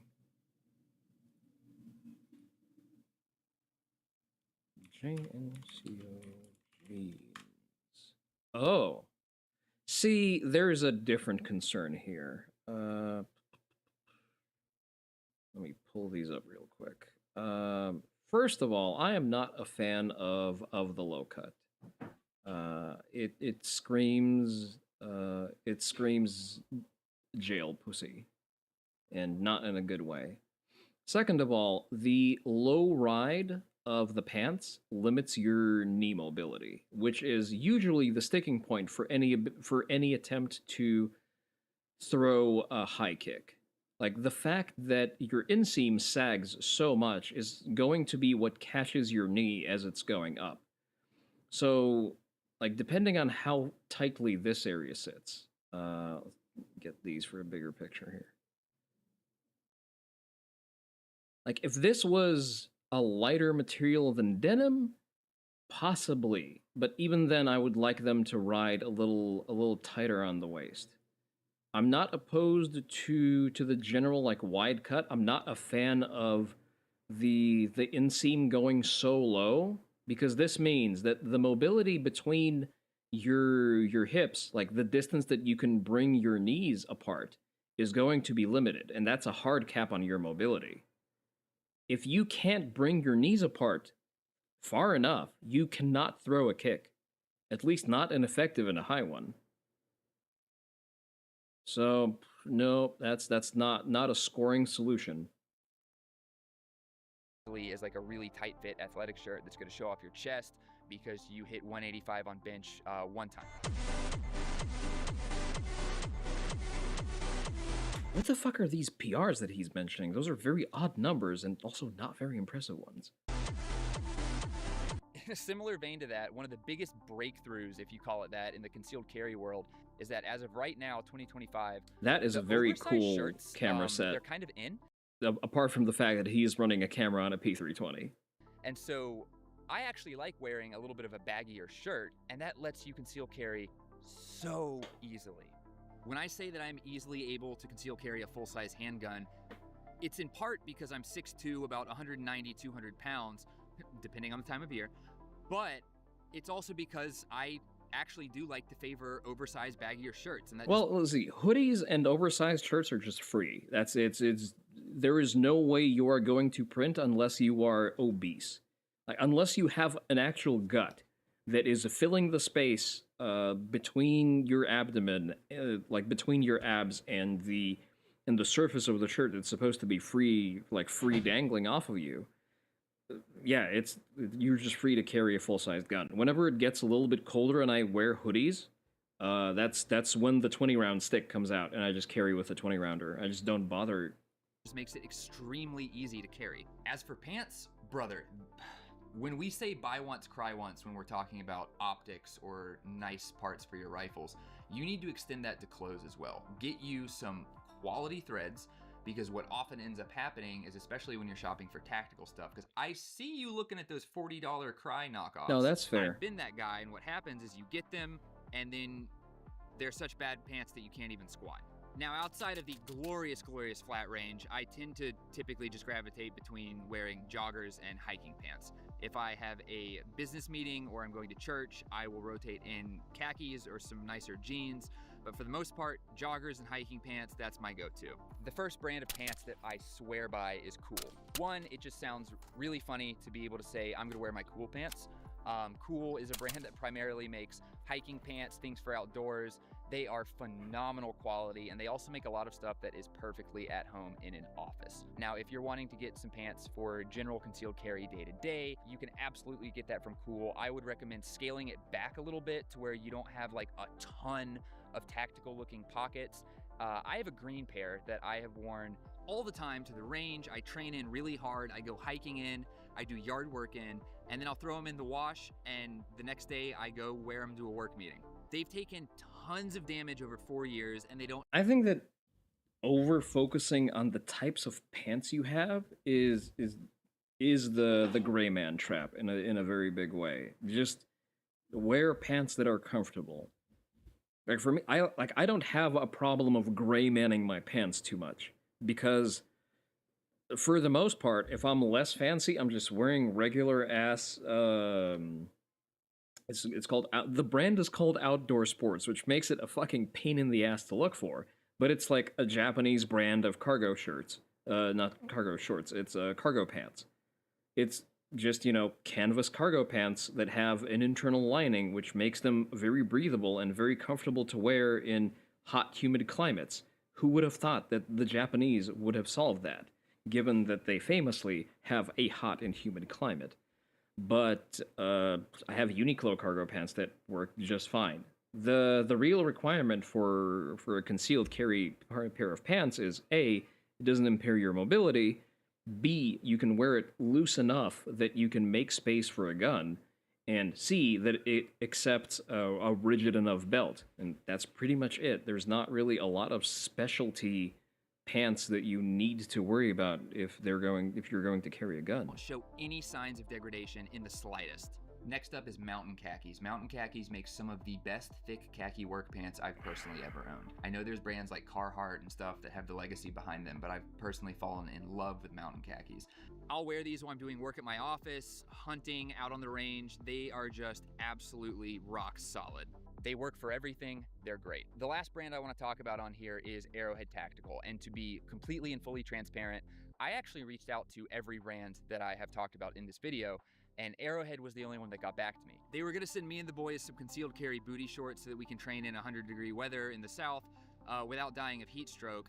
But then they said, hey, try again later. I will say, I have been personally wearing their stuff since far before they were advertising on YouTube like they are now. Because nowadays it seems like Arrowhead I don't think Tactical I've seen sponsors it. everybody. A single And as far ad. as Arrowhead goes, I really do like their product. Carhartt is now woke shit? One Oh, okay, small if you say little so. critique. The main benefit with Arrowhead Tactical is that, to be completely honest, if you're wearing gym clothes, like if you're wearing joggers or gym shorts, there will not be a single normie in the world who suspects that you're carrying a handgun, even if you're like printing a Desert Eagle. That's This is you. yeah, and that's the guy very who true. told you not to worry about. What's the grain count of this? That is a 250 grain. The only negative I can think of is that after my 2 years using the Arrowhead stuff, it sometimes can be a bit... The sports apparel is actually why the sports apparel trick with normies, like not associating sportswear with gun, is why I carry with my 511 fanny pack, because like, for example, if I'm going to my judo practice, I'm gonna wear my gi bottoms, sometimes with the belt already dangling, and I'm gonna have something like a hoodie or a shirt or just the rash guard as my top, and I'll have my fanny pack with a gun there. But because I'm dressed like I'm going to like a martial arts practice, no one ever fucking associates that with gun, even though I have my ripcord very visibly dangling there. And anyone who knows anything about guns knows that that just screams gun. bit arduous to remove and install that concealed carry belt. And what I mean by that is if you've just recently washed the shorts and you wake up, you're in a hurry, it's before you've had your first Zen of the day, I know who you are. But I'll be quite honest, a lot of times I don't wear my Arrowhead stuff because if I wake up in the morning and I'm late for something, Let's the extra try minute or two it would cursiving take it to up have on to the put next that belt pass. in, I'm probably just gonna go with a different pair of pants for the day. But when that belt is in there ready to go, the Arrowhead stuff actually is my favorite way to just casually carry. So back to Gray Man. Dude, just dress for the life that you live. Every single one of these locations has actually been for a purpose. Each of these spots I've been dressed completely differently, And I'm still conceal carrying. a handgun, spare magazine, and medical. Guns are dope. Buy guns, train really freaking hard, but don't go out of your way to dress like a CIA operative. If the only thing you've ever raided is your refrigerator after your wife goes to sleep. Like, dude, imagine some just absolute loser dweeb is setting out to do a mass casualty event and you just absolutely clap him, send him into the ground like the big dirt nap, and you're wearing like blue light glasses, a cardigan, and skinny jeans. that is unbelievably based. And my last bit of advice here is that, guys, if you Imagine the unmatched drip factor of dropping someone while wearing a Hawaiian shirt and flip-flops. Yeah, if you have to pull it on your way to the dojo, you are required to deliver your most monotonous hayao while drawing. I will think about that.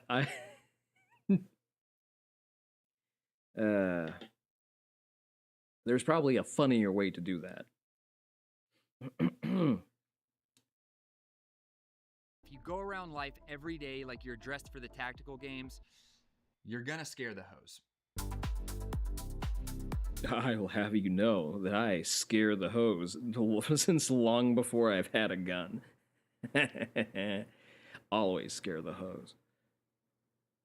Alright, let's see. What else do we have here? We have an instructional that has no English subtitles, so I'm going to have to translate for you guys quite granularly. I hope you appreciate me bringing you the secret Discord tech. That's still an ad. I'm waiting for my calligraphy mat to dry up a little bit. We're gonna do a couple more passes. We're gonna watch this video, and then we're gonna move on to cleaning the carry gun because I have my Glock cleared and staged. Hands of a certain size scare the hose as well. Yeah, that's true. You searched them once and I got a GNCO ad? I fucking blame you. See, like, I can't even wear that because it's not even fit for purpose. Fuck it. I'm gonna look up the Mentis Wave merch and tell you why that also doesn't work for concealed carry. And then I'm going to come out with my merch with my personally designed Kuromaru Onii-san Hawaiian shirt. And you better fucking buy that, because that is going to be specialty made to make sure that you're not going to print despite wearing a 500 Smith & Wesson inside the waistband. Mentis Wave merch. Okay, let's see.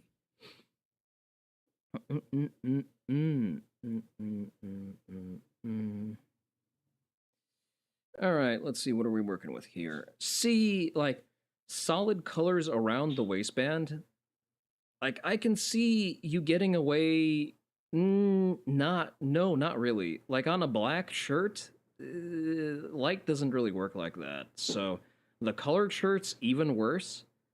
The thing is, he has nothing that extends, where a design extends all the way to the waistband. So I will counter you with saying that actually these shirts are bad for concealed carry. And for the ones where the design does extend to the waistband, which is, for example, the Taxation is Theft shirt, great colors, love the synthwave aesthetic, dog shit for concealed carry. You know why? Because you have straight lines with more straight lines that have a clearly defined edge that is going to warp right around where you are going to carry a gun. So no, Terry. No gold star for you. You've made a dog shit recommendation, and you should feel bad about yourself. All right, let's see what Nakatatsuya Sensei has to teach us about Mikazuki Geri. このままね、このままね、ストーン、この位置で足場でストーンと入ると、これは今日はですね、ちょっと三日月蹴りを使ってその技のなんですかな、仕組みだとか。Okay, so he's going to be explaining patterns that work off of Mikazuki Geri, or specifically what they call Mikazuki Geri in Shotokan, because what we call Mikazuki Geri in Kyokushin and in Shorinryu is actually a completely different kick. Okay. Listen, you bring me stuff in the middle of my shilling? I'm gonna flame you. That's okay, Notary. Everyone catches strays, even me sometimes. 理論だとか理合ですねを使っていろんな技に応用してみようと。わかりました。はい、やりましょう。 Okay, let's see. 三日月蹴りの稽古ですね。三日月蹴りを使って稽古する。例えばですね。Okay, so for example. はい。相手が前蹴りできます。 Your partner throws a Maegiri or a teep. 蹴ってこうきますね。で三日月蹴りってどうしてもこう回っていけるじゃないですか。回して。 So this is the pattern for Mikazuki Geri in Shotokan. In our case, in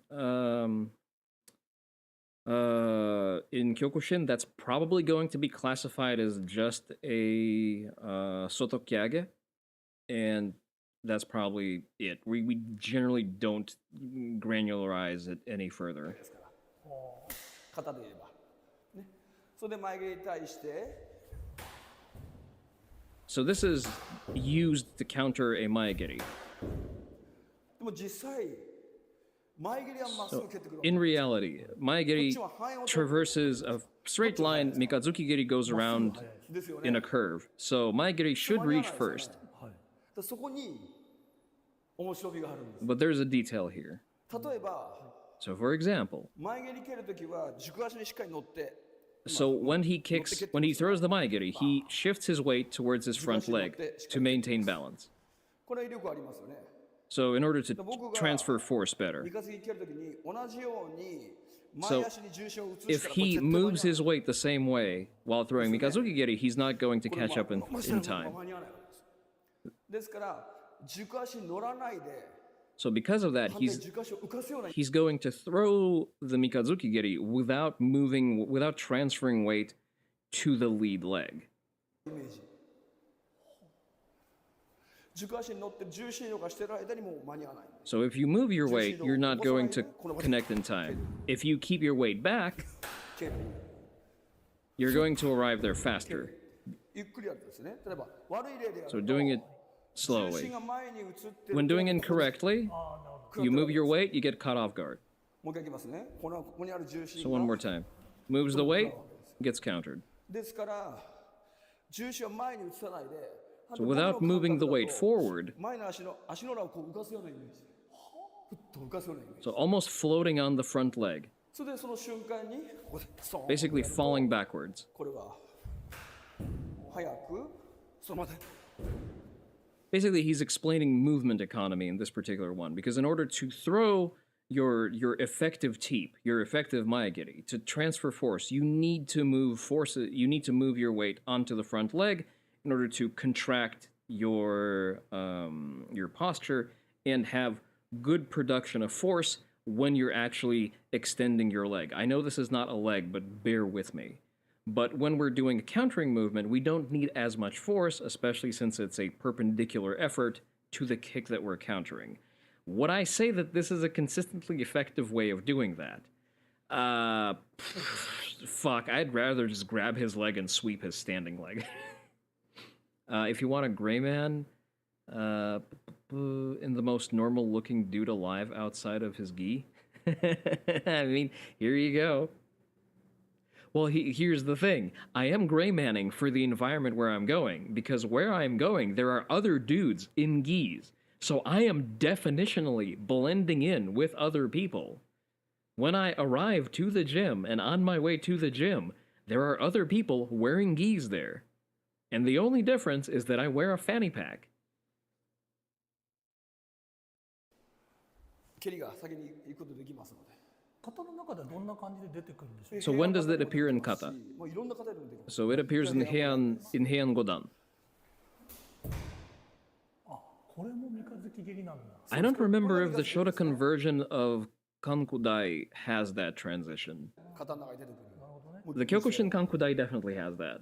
We have that in Kanku, we have that それ in... が例えば Where else do we have that? Quite a 今 number. 言ったように重心を移さずにやれば間に合うわけですよね。 So you're going to be impacting in time if you don't move your balance. So if we apply that to leg sweeps, to ashibarai, 大体みんな足払いやろうとするとカウンター取られてるんですよ。 so usually when people try to do ashibarai in the neutral, they're going to be hit with a counter. 足払い来て、もうこの瞬間入られちゃうんですよ。ああ、なるほど。ね、ここからもう足払い来た So the moment he tries, you cut in and you place your yakutsuki. あるいは上アダムも一緒、足払い来た瞬間にスポーンここで入られちゃう。 Or jodan. っていうのはさっき言ったように重心を前に移して。 I'd argue that you don't really want to do ashibarai in a vacuum. Ashibarai is not, well, you can open people up, but then again, it sort of turns into, like, it stops being a proper ashibarai. It turns more into, like, a very snappy low kick if you're trying to open people up. At least that's the way I do it. Like, I'll kick the inside of the calf around the ankle to off-balance someone. If I'm doing pure ashibarai... So the difference is going to be, essentially, with a low kick, like, my point of impact, if this is a foot, then let me check the OBS if it's visible. So the point of impact is going to be here, where my shin is, basically. if you're being graded on that kata, you get penalized for forgetting to keep your weight off the forward leg. You're supposed to move your weight with that sweep because you are moving forward. So in that kata, you are standing in mabu or in kibadashi, and you swing over, and you are supposed to change stances. So you have to move your weight as part of that kata. So the point about whipping your leg out without moving your balance sort of exists outside of kata, and it's more in like static application. So to answer your question, no.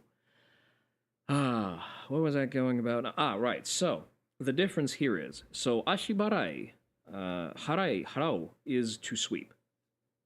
So usually sweeps will be done with the inside, with the instep, or with the sole of your foot.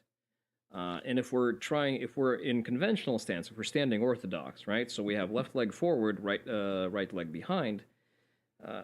The only situation where this is going to be effective with interacting with another person's front leg is if they are transferring weight onto it currently. So if they're shuffling, or if they're extending in order to throw a jab or a kizami or whatever the fuck else, anything that requires moving weight onto this foot, especially if they heel strike. Them heel striking just gives you more time to do that comfortably. Even on a correct step in, you can still swipe with an ashiharai. The problem is, you can't really do that to someone who's static and strong on their feet. So in that case, we're going to pivot outward, and we're going to strike either with this or with this. And don't listen to when people tell you that this is not a consistent striking surface. It is if you understand conditioning and you understand muscular tension correctly. The foot is very much a striking surface. You just don't know how to condition it correctly. So, and then this is going to be attacking basically I can't contort my fucking legs enough, but basically you're aiming to go to basically targeting the Achilles tendon and pushing it outward in order to draw the lead leg out into this direction, forcing him to basically try to recover his balance. Usually it causes people to throw their hands up, opening them up for a brisk slap in the face, either with a fist or with a foot. Oh, lovely. Galactus asked too high a price. Well, what does he want? What did he ask? I really don't care. Alright, so this is the counter. ね、感覚的に一番いい前だなと思って。でもここで重心が前に移るから。So this is your optimal range, but if you move your weight, you're going to get countered. So with the same logic of countering the maegairi, if we apply, let's see, I wouldn't call that an ashibarai. That's more of a low kick with the instep of the foot. In which case, I think this is a product of just Shotokan point karate rules, where you're not allowed to like strike beneath the knee, rather beneath the belt. Actually, they don't allow leg kicks at all. So I think this is just having to work around that limitation and still breaking down the stance. That's why they have to do that way. 重心移動させるとカウンター取られる。はい。ね、ここでストーン。はい。ですからさっきの三日月蹴りと同じように重心をこう前に移さない。で牽制でもいいんですよ。例えばここでストンストンと入ってくるわけですから。これ重心移すと分かっちゃうんですよ。でも So without even changing the way your upper body moves, he just whips that leg into position. Which is a bitch of a fucking move. Like, you can still throw a lot of mass behind that leg, and it's going to be very unpleasant on impact, especially around the knee. He's recently commented how he hasn't done kicks recently, but he seems to be snapping them pretty lightly. Is that so? Well, he says, well, I am a professional. ですから、例えば効かすような、ね、足払いでこう効かすような、ストンってこう足払い。So this is the ashibarai that you want to throw, like if you really want to throw them off balance, if you're fighting for that neutral でき position. ますし、今みたいに相手が来る、止める、And on an incoming opponent, you're going to meet them around the knee, and if you see that you have that position, you can then move into shifting your weight and then pivoting into Onii-giri. I'm not a big fan of that, because I question how much force you can transfer when you have that double snap of the shin, because you're no longer pushing off of the ground, and like this gets into point karate fuckery, in my opinion.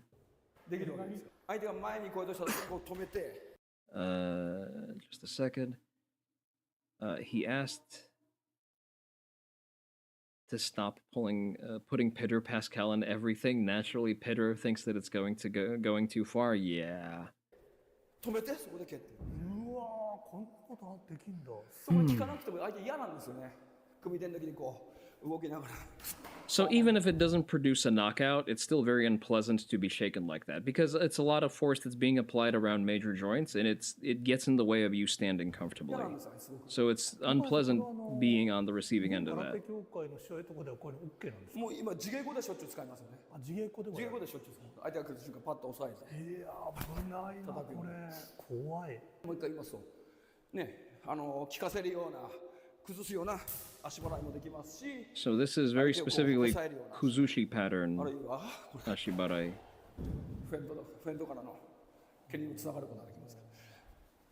See, he says that there's the other variant works off of a feint. I'm not a fan of feints. I think that good movement economy demands that if you're going to throw, you better aim to connect and injure. So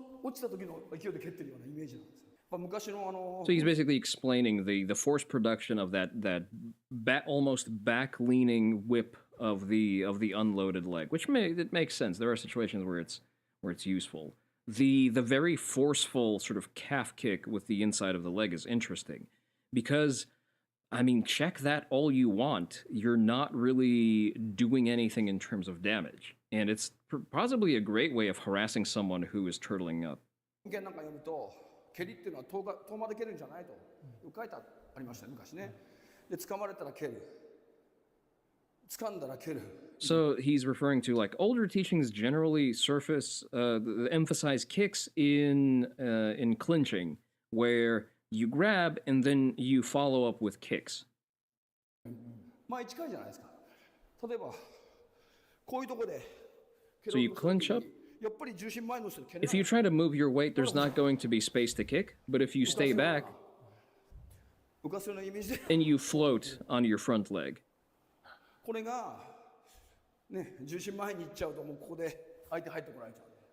you're going to off-balance yourself if you try to move in that situation.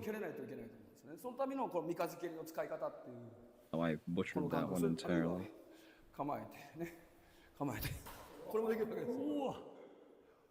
ね、ゆっくりいきますよゆっくりねこれやっぱ前行くとカウンター取られるで前の手が So every time you try to just do it meaty, you will eat a counter. 逆回しで反対側からこっち側からでストーンこれでもやっぱり重心を残してるから逆に速いんですか速いですし相手から So because you're not moving your center of gravity, you're able to snap it faster due to better movement economy. So there's a lot of telegraphing that happens in a conventional movement where you're moving your mass onto your lead leg.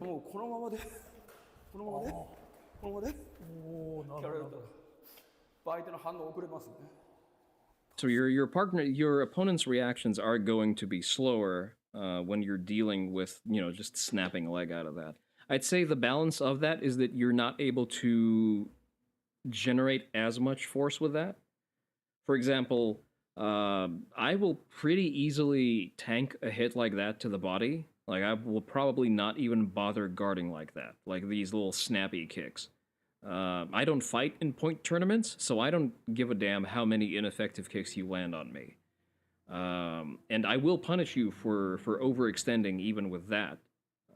That's why, for example, any proper roundhouse, any proper mawashigiri still is going to come out of a fully loaded lead leg and a big hip pivot short of certain niche scenarios. For example, there are clinching scenarios where a same snap up Mawashigiri makes sense. これは相手怖いですね。嫌なんですよ、すごく。いやらしい。Yeah, but it's very unpleasant to deal with people who do that. 例えば、ここの時も So, あり in the ますし case of Ashibarai, 膝の時もありますし yeah, you can apply こういうとことか。 to the front of the chin, to the knee. Damn, that's fucking nasty. 応用範囲が広がってくると思うんです。例えば、ね、ここで、ストーン、バーンと少し。 So you start interfering with the guard as well. あるいは、ストーン。こっちの That's more styling. Like, you can't really do that with people who are sharp on their reactions and their distance management.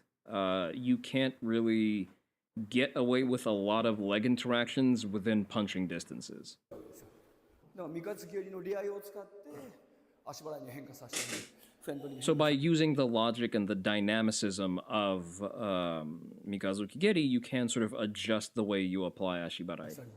の時に使えるよう I'd argue that at that point, it's not even really Ashibarai. It's just a modified low kick. ですね。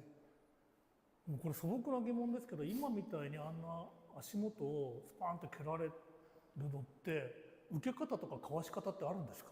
So is there a way of guarding or evading that? ですから重心を移動させちゃ So う。 is there a way to check that kind of kick is what he's being asked. So one way is to retract, to pull in.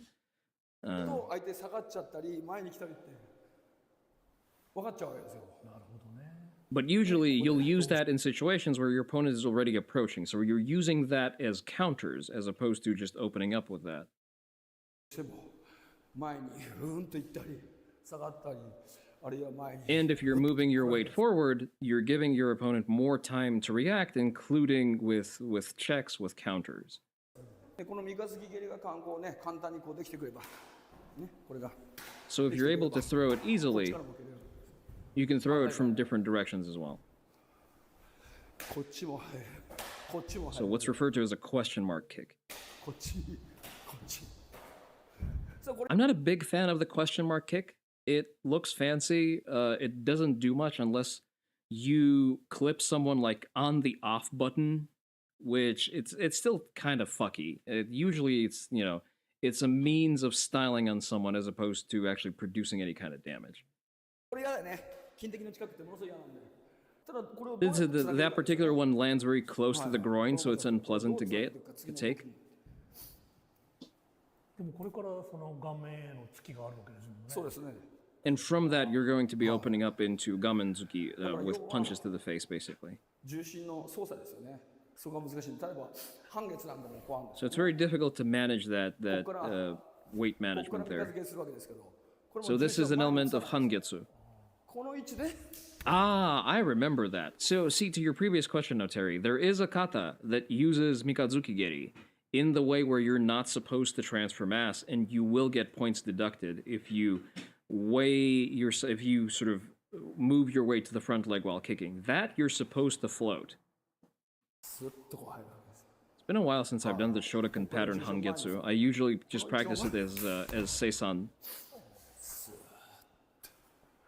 今のこの流れを聞いた上で見るとはあなるほど、だから肩の利合いがその組手に使えるように And you can basically use the dynamic of the kata in kumite. はいちょっとやってみますか悪い例といい例で2人で He's asking で the 石破さんこう構えてもらってて the assistants to help out. 足払いわざとこう重心を前にでそれを石原さんが手パッと出すだけで右手でいいです右手でこれをパッと出すどっちもいいですよってなりますよね All right, so he's basically running them through the dynamics of that. Like if you move your mass, you're giving your opponent time to react. ないんですよ重心を前に自分でもここで一番いい前だと思ってるんですよねでもそこからやっぱ重心がふっと前に来るんで So from a distance that is advantage to you, as you move forward, you're basically shortening the distance, and therefore you're giving your opponent an opportunity to counter on an even shorter でそれを distance. 今度重心を動かさないで So now without moving the center of gravity, and it's very difficult to react from that position. こっちのこの足裏を少しふっと上げるイメージ So an even less weighted front leg, almost falling backwards. Here's the thing, this looks like a bitch to deal with. I like that. I am going to try that. I disagree with certain parts of the logic and certain applications of that, but as an item of, like, technical principle, I kind of like that. I fight like a slippery fucking bastard. Because, listen, I just don't have the tissue durability and the gas tank to compete with the young whippersnappers. But I still like to whip them into knowing their place. And this is a pretty good way to do that. でもその時にこれがこう下がると、こう下がるから、もうこのまで。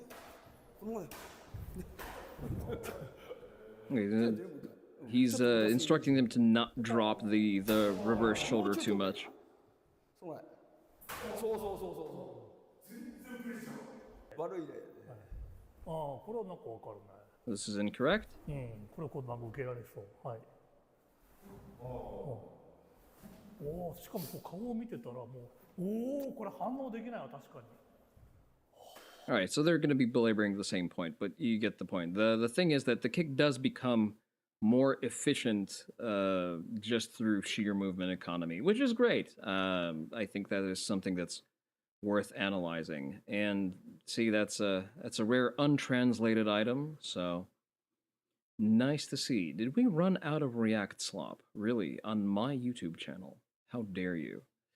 Alrighty then, let's throw off the Chrome since we're not using it for much. Let's try to get back to the thing that we were actually doing. I'm gonna do one more pass of a cursived writing method.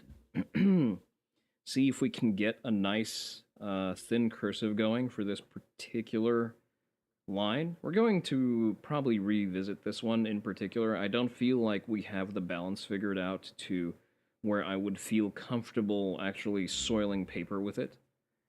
So we're just going to sort of semi-bullshit our way through this.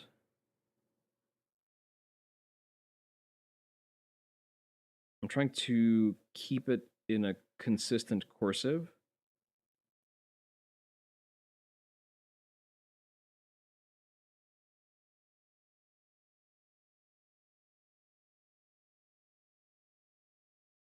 While keeping it legible.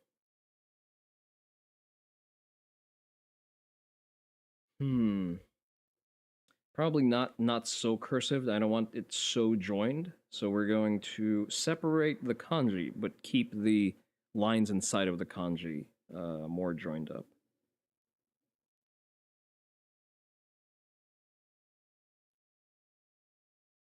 Chikara is a particularly difficult kanji to do that to, because of the fact that it only really has two distinct lines to it. We can join that here. This is a semi-joint into a point. That works. This one... Yeah, I can sort of join this. This here. And...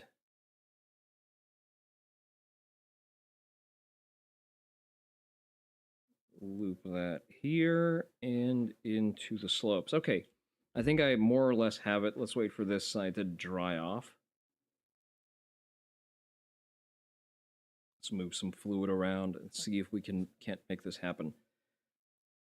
Usually, like, the kanji that have the bigger, longer, uninterrupted lines are the hardest ones to get because human anatomy is not great at following straight lines because human anatomy is not comprised of straight lines.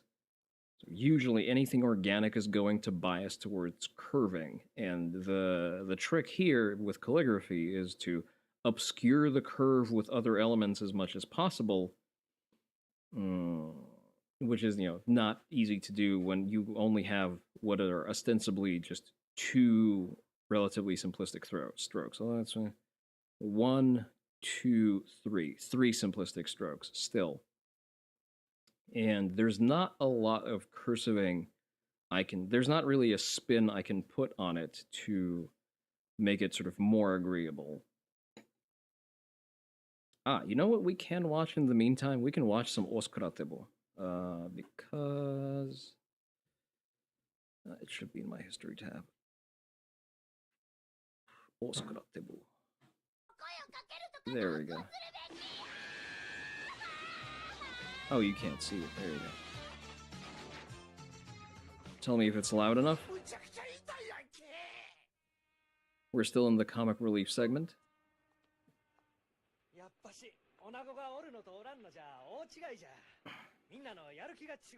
Ah, let me move over to get me some tea.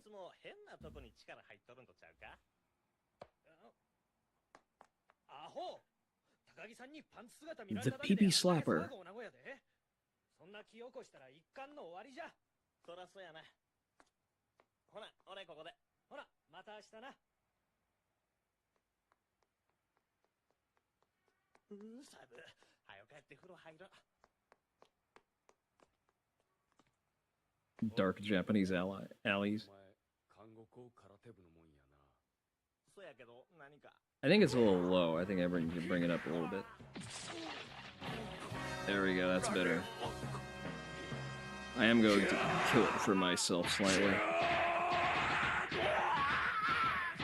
Is that a Fist of the North Star reference? Probably is. Alright, let's see here. 何？福間が？はい。なんでも急に襲われたとかで相手が誰か全然わからんそうです。おもろいやないか。Hell yeah, turf war.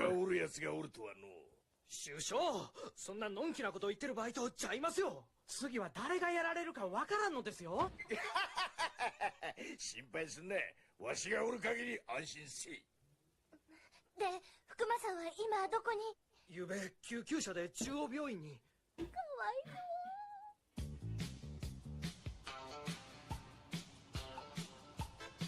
The music in a lot of these older animes goes very hard.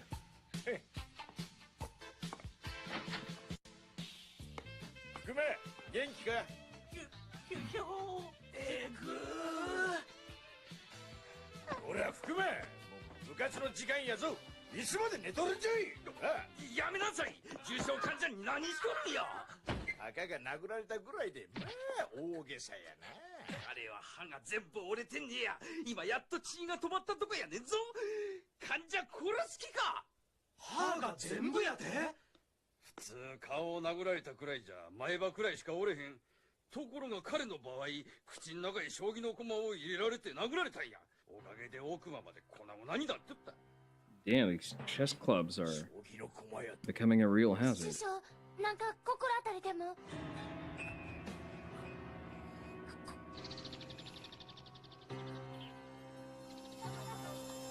That's probably as good as it's going to get today, I'll be completely transparent. I don't feel like white-knuckling it. Maybe do another pass real quick. Yuji. Takagi. 久しぶりやの。よううちのもんをやってくれたの。そこまでしてわしに仕返ししたいんか。平気なもんじゃ。監獄を空手部や言うて肩で風切って歩いて。やっぱまだあのことにこだわっとるんやな。あれは中学3年の秋やった。お前が将棋の昇段試験をクラスで評判になった時や。ユージ！どないした高木？キスを変えて。ちょっと警戒してくれや。日中が殴り込みに来て。そうやけど、俺今問題を起こすわけにはいかんのや。頼む、この通りや。よし、わかった。I am pretty happy with this. I think we're gonna call it a day for the calligraphy part. それでも食らえ！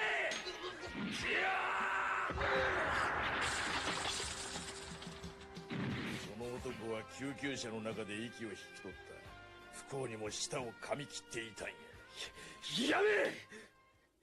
For some reason, biting your tongue and dying is a very common trope in Japan. もちろん夢見た将棋の道もパーや。年少出てからも押された楽園は人殺しやった。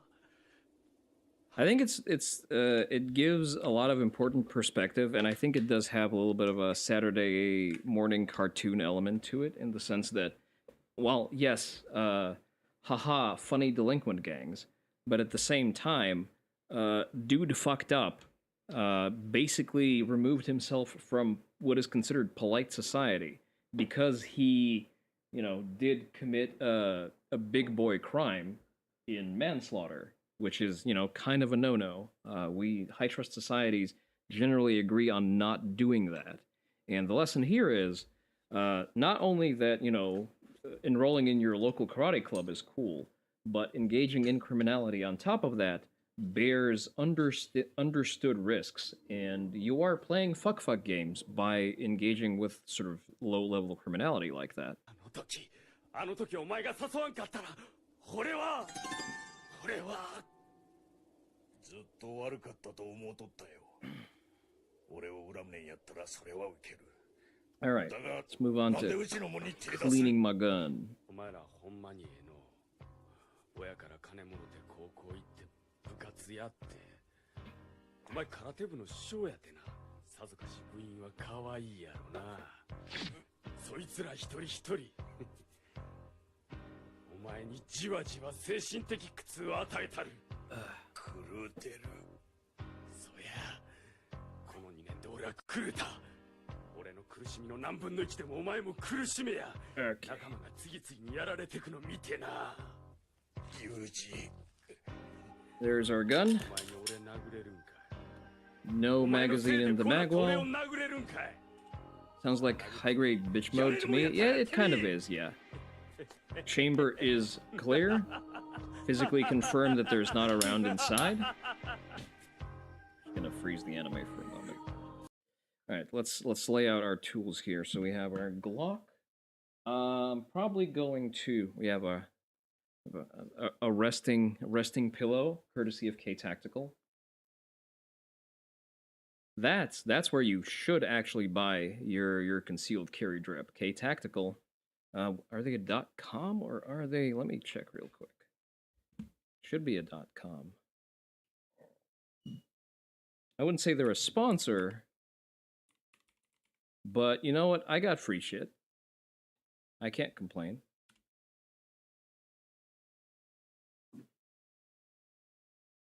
Okay, they are a .com. There you go. For your weeaboo related gun needs, go to K Tactical because they give me stuff. You're somewhat confused by the gun pillow. See, this is your regular gun pillow setup. You can have it like grip first. I assume you can possibly thread it through the handguard as you would do with like a 50 cal round when you're showcasing a gun. For the purposes of field stripping, there's a bikini themed reverse side. There you go.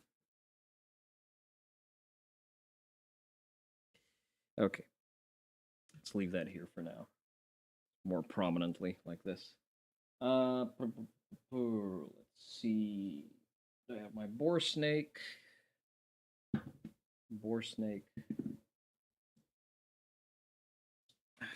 Microfiber.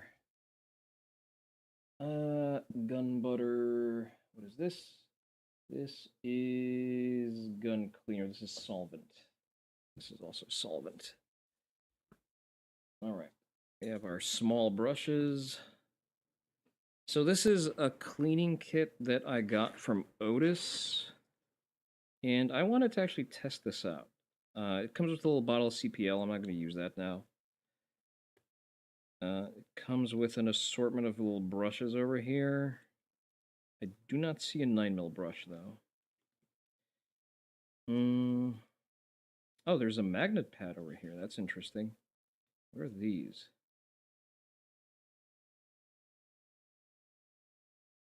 There's a whole instructional manual on how to use the cleaning kit correctly. So let's see what's written here. Ah, okay, so that's, you use the little stoppers there. And depending on what you're cleaning, you're going to fold your little folder differently. Okay. You know what? I don't mind. Let's do the full thing.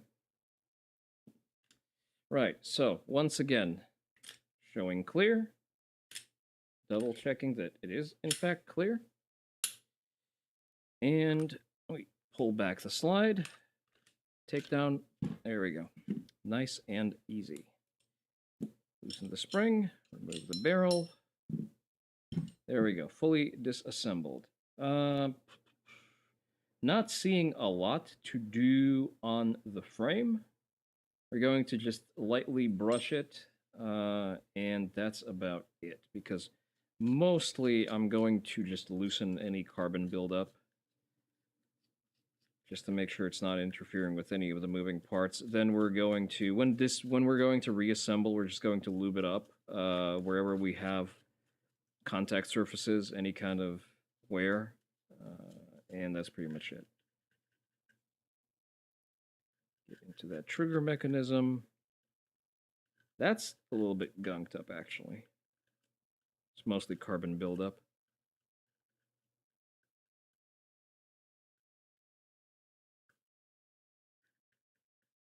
As always, when you have a surface that is used for servicing your firearms, make sure that you do not, in fact, have live ammo within reach. So I have my magazine that I typically would carry this with, but it's very specifically out of reach, and it's nowhere near the surface where I would be fiddling around with the internals, or, God forbid, dropping the striker. So that's basically our passive means of staying safe. Right, so from here, I would probably still want to just dab on a little bit of solvent. Is there like a little short stick that I can use to... There you go. I'm going to dab that on very slightly on the trigger bar, just so that it, you know, eats away at the carbon a little better. Just loosens it up.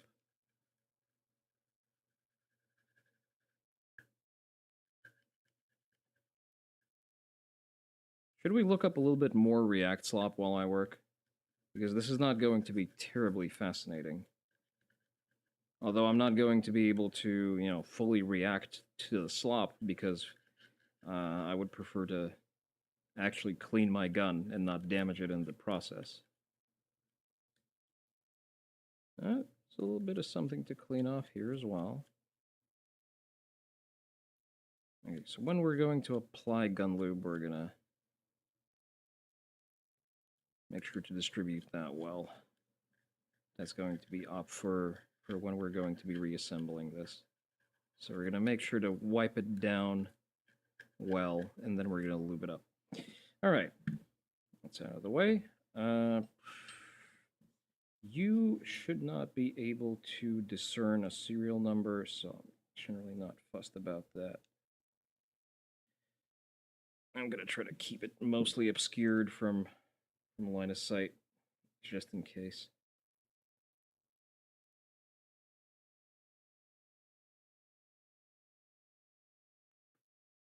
All right, we're going to put a couple of tasteful dabs over here, and we're going to wipe it clean and snug. Also going to do that with the swab as well.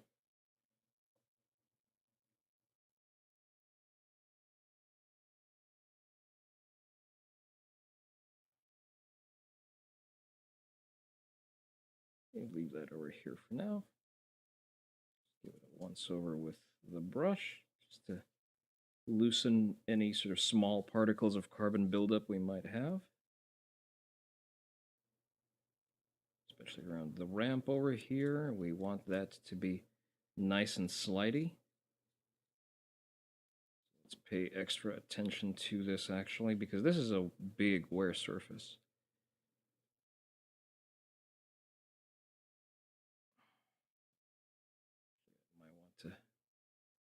drop a little bit more solvent over here.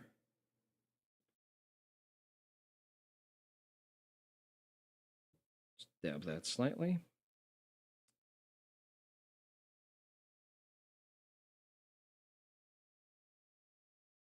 Things you like to see yourself in. Your feed ramp. I don't know about that. I'm not sure that I would like to over-polish it to that extent. It's also actually getting quite a bit of wear. Like, it's definitely not interfering with any of the cycling, but I guess, you know, a barrel on a Glock is a wear part, so I've had this for a number of years. I guess I should be looking into an aftermarket barrel. So that does make sense. All right, let's grab the, let's assemble the swab here. Okay, let's figure out how to do this. So this is the actual pick. I don't know what this does. Interesting. Oh, there's a number of these. Okay. So I assume the slimmer one is the one we're supposed to be using. And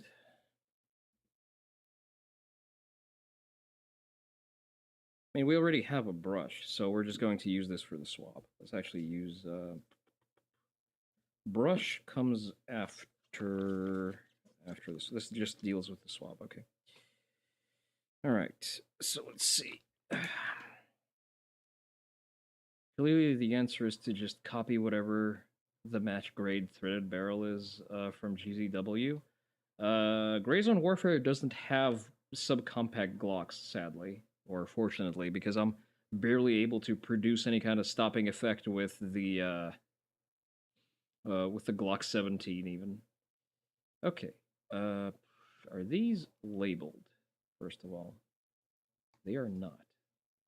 Is this magnetized? Not really. I do like the little specialty built carrying case. Like, it's very hard to hate on it. All right.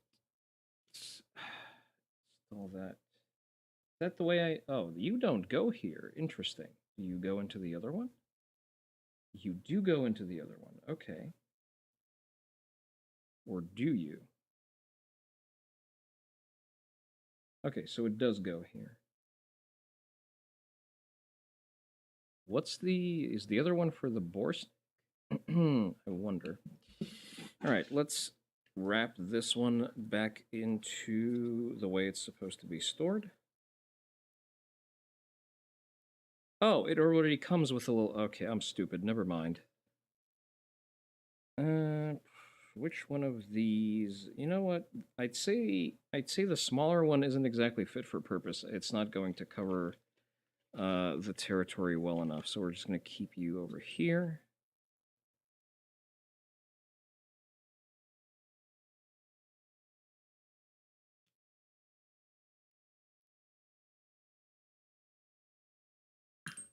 Okay.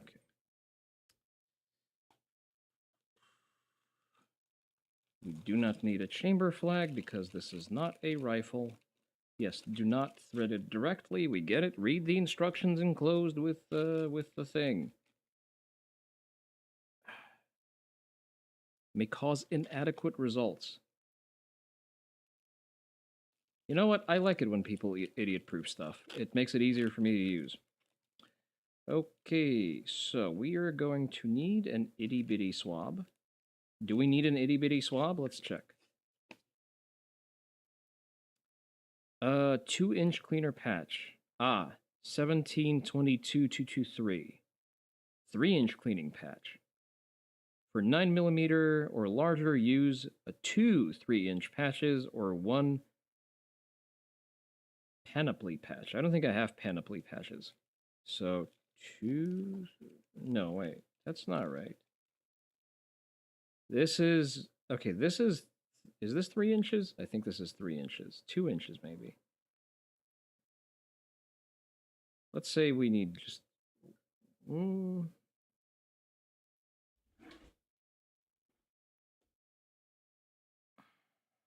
Very bad with imperial length measurements. Yeah, this is 3 inches.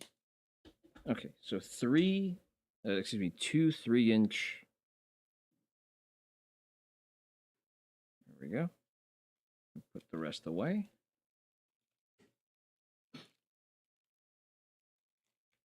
Into the cozy little safe you go. Again, a big selling point for me is the fact that it has like all of the little stops, the little brushes for everything. Oh, that's not where you're supposed to go. Wait, is there more stuff behind this? There is more stuff behind this. This is like the big boy boar snake. Okay. Or an extension cord, I guess. So this is like the rifle part.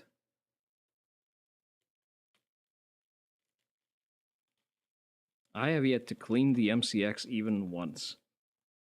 But you know what? Short stroke gas piston. It's not even beginning to chug yet. All right, so let's see. How do we thread this? Take 2 of these. I assume we're supposed to line them up. There are 2.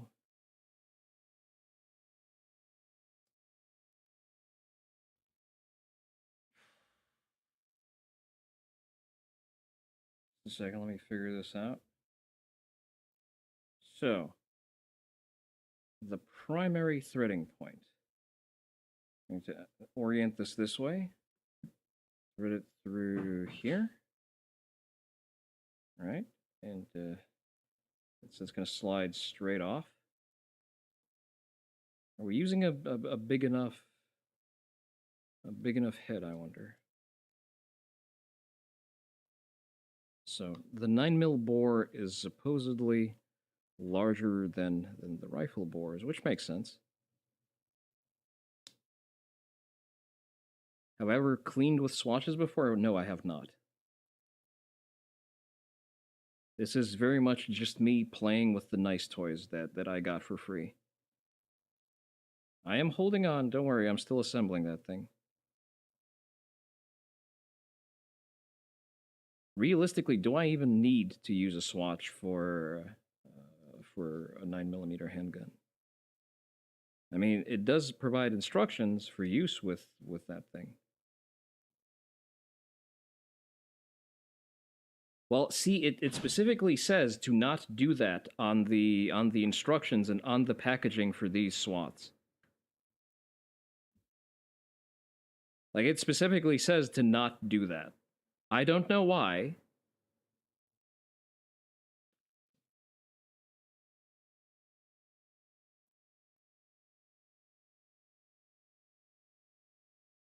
And those are just to clean by hand with? I don't know. Listen, this is what the paper says. I don't know if it's in balance. See? It says to fold it over, not just thread it through.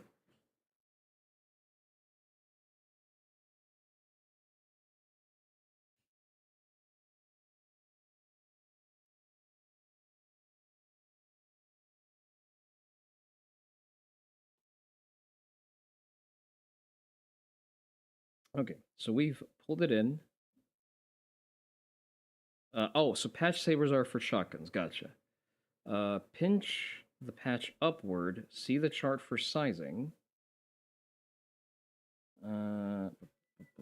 Slide through the slot in the tip and push through. So for 9mm, we're oriented like this. And for 9mm, we go through here.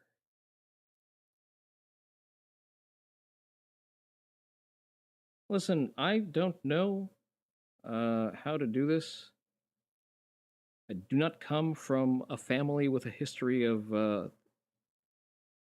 any meaningful gun ownership, so I have to figure this out on my own. Okay, so I think we've managed to make a swab. What do we do with it then? Create the swab. See following page. Place a couple of drops of solvent on the patch. Some kits do not include solvent. Well, I have plenty of solvent. So on the patch. Not anywhere in particular, just on the patch. So okay, a couple of drops of solvent. Make sure that it saturates. I'll be pulling through the barrel. Yeah, same as a bore snake. Never rock it back and forth. It doesn't come out pull harder. Yeah, I assume that the rest of the operation is basically similar to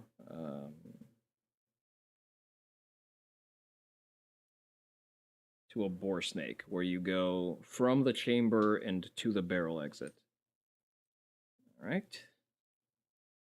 It seems to be going through. Let me get a little bit of a better purchase on the... Oh, there we go. I'm going to give it another pass.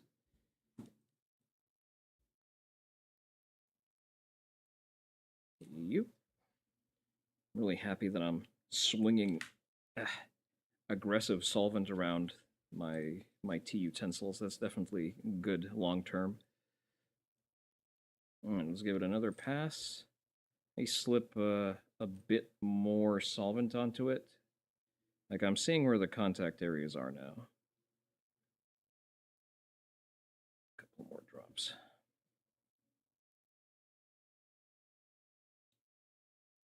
All right, seems to be going through just fine. So now we unwind this.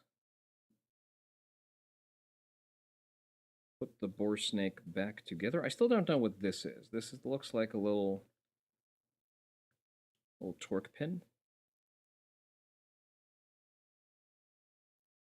Your 556 snake is being difficult until it gets a little bit wetter. They're all difficult until it gets a little bit wetter.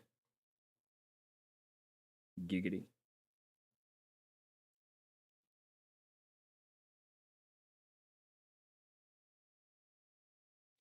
All right, I'm trying to compact the cord for the brush. I'm not sure where I got this brush. I think it came stock with the Glock. For some reason, the 43X is like very light on any accessories. Never mind that it never had, you know, the adjustable back straps. It didn't even come with plates for the MOS. Or, you know, I think the only thing it came with was like that weird little thing, this weird little brush, the owner's manual, and the security lock that now all guns have to be shipped with. I don't mind the security lock. That's the rare case where the government did something that wasn't dog shit. All right, let's put... Not forgetting anything. I think this is supposed to go here.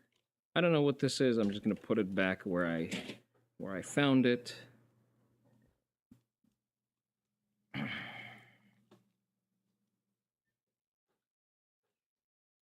And we're going to close up the bag. See, nobody likes a dirty bore. Swear to God, like every patch that I found at that event is just cosmic levels of cringe. But, you know what? Free is free. I do like that it has little carry things, so you can strap that on like to the outside of your range bag. Why haven't I done that yet, by the way? I feel like that would have been so much better, because I keep carrying it inside of my range bag, and it definitely goes on the outside. I'll just be mindful of that in the future. All right, let's break out the bore snake just to, you know, clean out any residue that we may have reasonably roused. And we're gonna go from here, anchor that on. So this one is gonna fucking resist. There we go. Give it another pass through to make sure that we clean it out.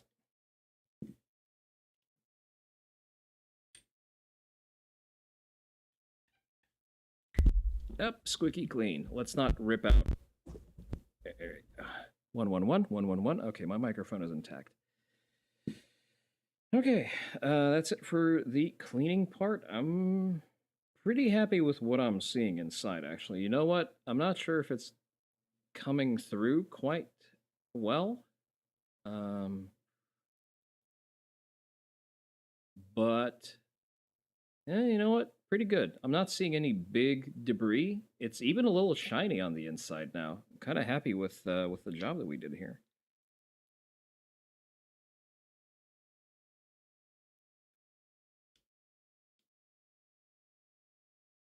Lands and grooves check. Yep, very much so.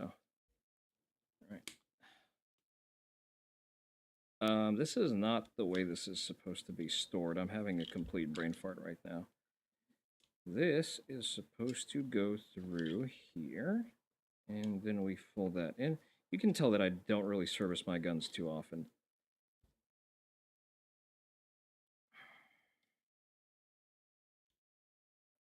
Definitely less frequently than I should be doing that, especially being a very profusely sweaty bastard and carrying without an undershirt. So a lot of the times I'm just sweating directly into my concealed carry. Imagine the musky smell of the goon tape that I have on my grip. All right. Boar snake no longer necessary. I'm actually very happy with the goon tape, by the way. I bought something like a roll of just straight up hockey tape, and I took this shooting out recently, and it actually locked in very well. So what I actually did here was I tried to capture the way as I would form the handshake. Because it's a subcompact, that's why I need to grip it like this, as opposed to, you know, the normal Glock grip. Because if I do this, my thumb rests on the slide release, and whenever I'm supposed to have slide lock, I just fat finger it. So that's why I go thumb over, header wrapped in tape to prevent the appearance of fingerprints. Sir, it's hockey tape. It doesn't do anything to fingerprints. Well, it's significantly better than the dog ship grip texture of like the stock Glock grip. Compared to like even SIGs, the grip texture is dog shit. The thing is, like, people will criticize, oh, like, you buy a Glock, but then you switch out every part of it, why even bother? Like, realistically, the things that I want from a Glock are like this. This is all I like from here to here. Just the striker assembly is all I want. Everything else is mid as fuck, but I know that it will always work. Also put your thumb up for more stability and to carry over muscle memory from single hand shooting. You put your thumb up. Which one? This one? Like this? But that's gonna stop the slide from reciprocating. You mean this one? Where do you put it up? Because I just grip it over like this, and this is the thumb that I aim with if I point shoot. Like, bam. Rest the inside of your thumb on the... Well, there's no slide here. That's why I'm a little bit lower here. But yeah, I get it. I usually have it the same way. Like, I'll have it riding almost on the slide. Because that way I have more control over the recoil. I mean, there's... Trigger thumb is thumbing up, the support hand. Oh, not the support hand. You mean this one? I mean... I keep it... No, I actually lock it out all the way out. So, like, there's not a lot to do here. And even if I'm single-handed... Like, the problem is, if I don't lock it over like this, I'm going to be fat-fingering the slide drop. Like, up to the point where I thought that it's broken, and I had to, like, workshop and figure it out, because I was doing this. Like, I had my thumb right up pretty high, as I would like on a full-sized handgun, and my gun wouldn't lock back on empty. I was saying, yeah, what the fuck is happening? And then I single-handed it, and it's locking back up. So it's not like a recoil issue, it's not a parts issue. So, and then I sort of tested it around, fixed my grip, and like, oh, okay, I was just fat fingering the slide drop. Simple as. Okay, let me quickly check if there is any debris that I need to be aware of, and just, you know, clean it up with a teeny tiny bit of solvent. Oh, there's actually quite a bit of carbon over here.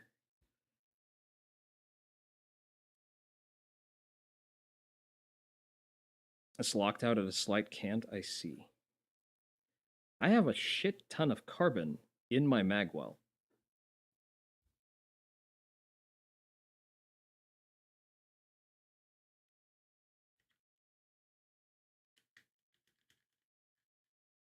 I know it's not really doing anything inside of the magwell, but now that I know, I'm not annoyed.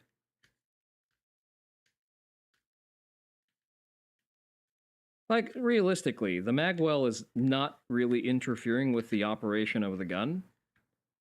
But now that I know about this, I'm pissed. So let's, how the fuck are we going to address this? Just gonna stick my finger up in this bitch. Giggity. You know, just stick a couple of fingers, hit a rough spot on the upper wall, and you're good. What? What did he mean by this?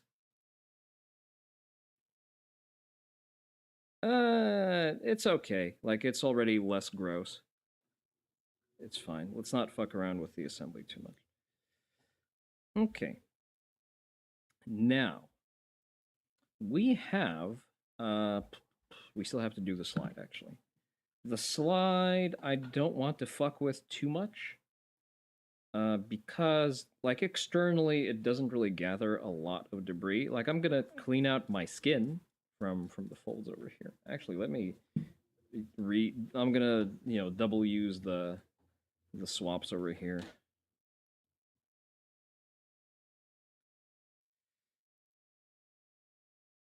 Since we do have access to a pretty good solvent.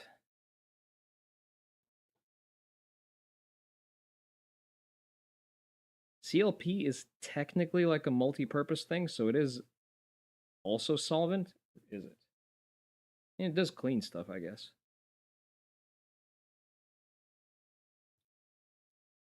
Removes carbon and powder fluorine, I see. I'm going to treat this as solvent. I'm primarily concerned about the serrations, because that's the part that rests against my skin, and it gets a lot of, like, fatty residue stuck in it. Again, doesn't really interfere with the function of the gun, but kind of fucking gross.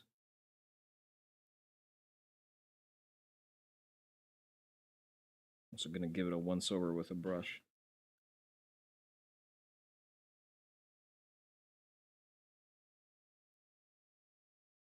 Alright, that's looking good. The back serrations.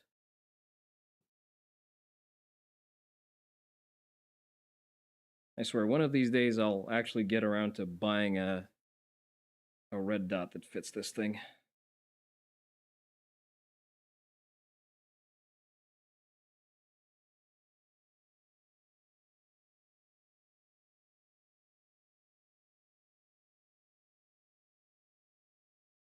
All right.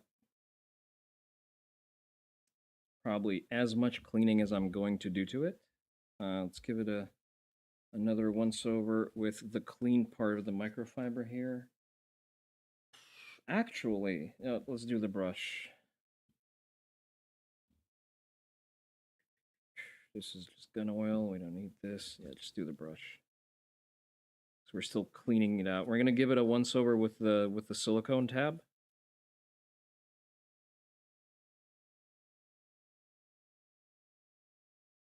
Just make sure that we get all of that skin residue out. I should probably do this kind of cleaning to my arcade stick eventually as well.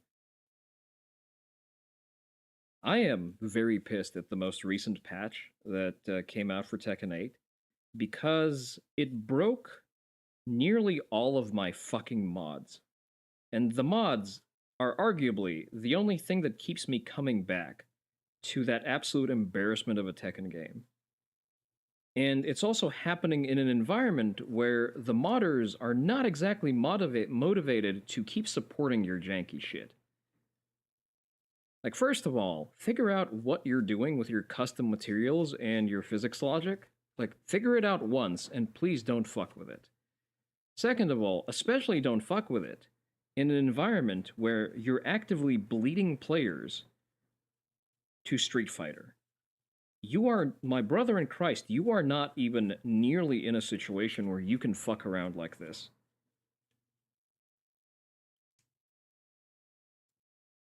Ejector's still looking pretty good. I'm kind of sketched out about touching anything in the vicinity of the striker pin. I do have this completely dry brush, actually, so...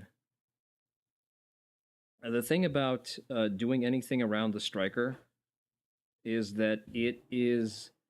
the chamber in the Glock striker is built in a way where if you introduce oil, you're going to mess with the lubricity and with the forces retaining the striker and the forces that the striker needs to actually progress forward when it's being shot. So, like, it's designed to run dry. It's the one part of the weapon where you're definitely, absolutely not supposed to introduce any kind of lubricants, any kind of, anything even approximating oils. So that's why I'm very specifically trying to stay on the outside of the track here.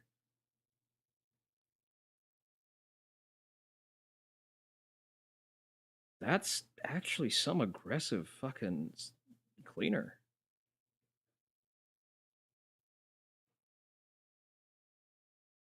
Because it's bringing out colors that I did not see before. So we had some grimy fucking spots over here to clean out.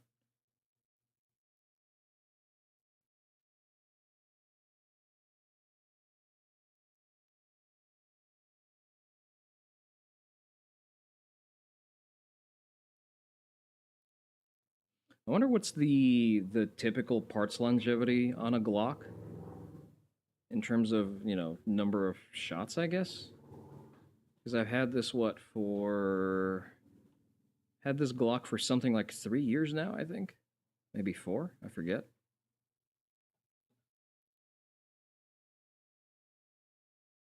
You're going to be honest, you completely stole your cleaning technique from Hickok 43. What is Hickok 43's cleaning technique? I stole mine from Coleon Noir because he was a big source of gun information for me when I was just getting into it, and he has a lot of good tutorials.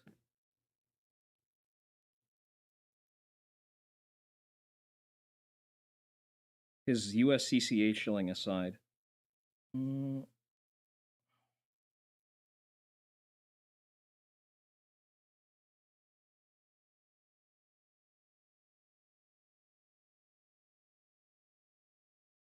Disassemble it, spray it down with ballistol, let it soak, then you wipe it off with crud. That's actually, that's a very effort-efficient way of doing that. I can't really say anything bad about that.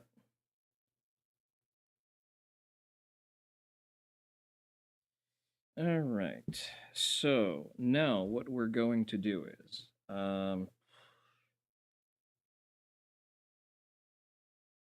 this is supposedly also a lubricant.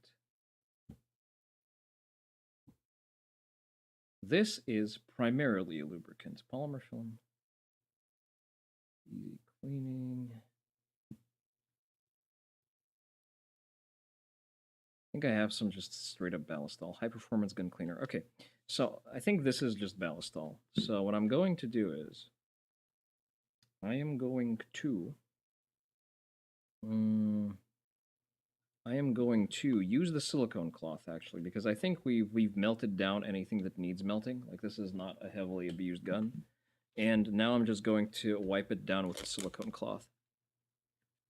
A little grease goes a long way. Yeah, I get it. I'm just confused between, like, the different parts of everything. You know where I'm going to apply the gun cleaner? I'm going to apply it on the recoil spring, and I'm just going to leave the recoil spring over here. So you get the ballistol.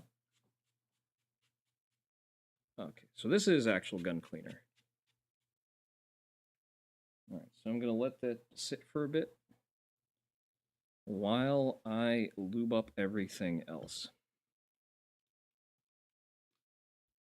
Do I need the entire thing? I would like to get, like, a part of this entire cloth. I don't want to use the entire thing. And I think there's 2 of them here. There is not. Okay, so we're gonna go from the logo. And I'm just gonna coat the contact surfaces. You wouldn't lick your ballistol nozzle but it's not going to hurt your gun mat. Yeah, I know. I'm leaving it in the microfiber just because I'm going to be using the same microfiber to wipe it down. It's less concern about it damaging the gun mat and more just, me not wanting it all over the place.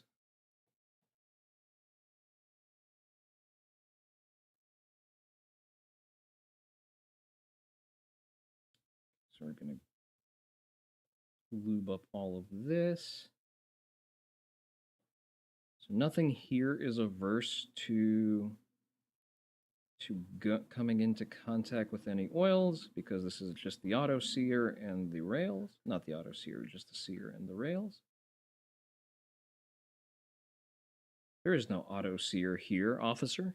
Are those level 4 plates? Some solvents are more risky than others. I see. I don't think that's ballastol. I think it's, just gun cleaner.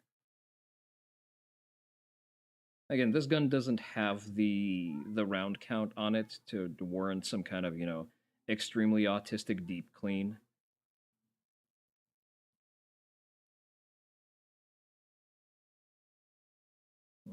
Generally satisfied with this.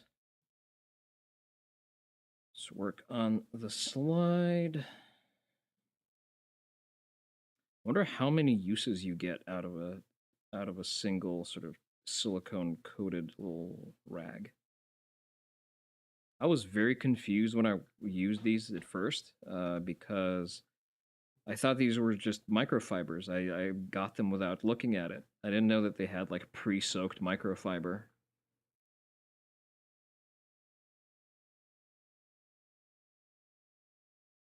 This is also a pretty good gun mat. I prefer it to the one that I bought.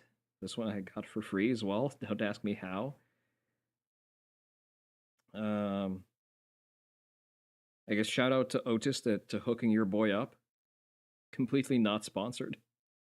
Wilson Combat sells some specific oils for 1911s. You might get them just to baby your pistol. Well, 1911s are guns that require to be babied because, it's like a very precision machined setup.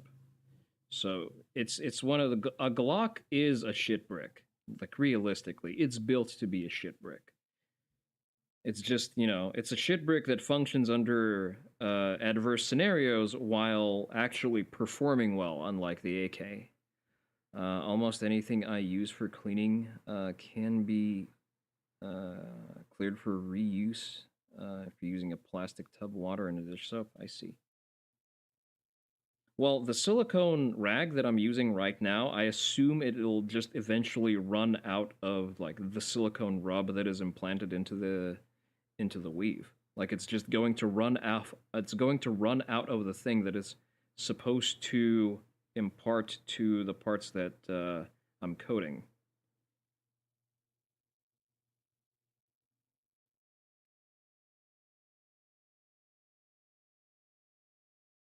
I do have an ultrasonic cleaner, but I feel like, again, not really warranted for something that's like a very lightly used everyday carry.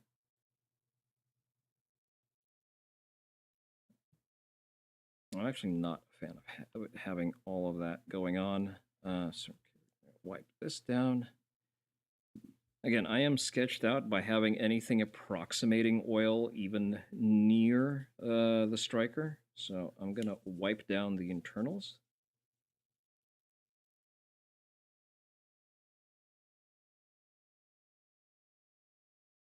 Because this doesn't really need any kind of surface-to-surface contact anyway.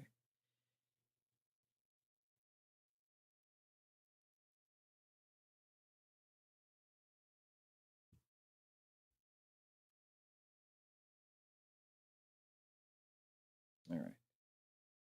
Did I wipe this down with the silicone part? I forget. It has little bits and pieces of it everywhere, so I guess I did.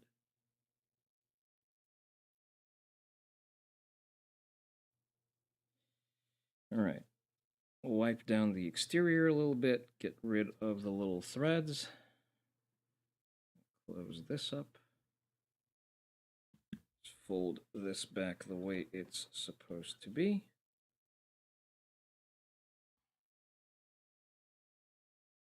And into the bag you go.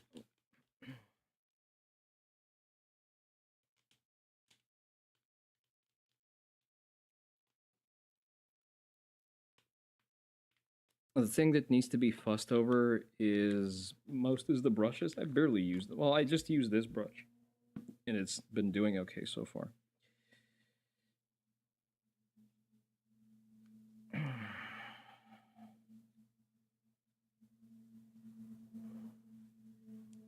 The ejection, the point where the ejector works, it has a little bit of wear to it as well. I think I'm just gonna have to replace the slide after a certain round count.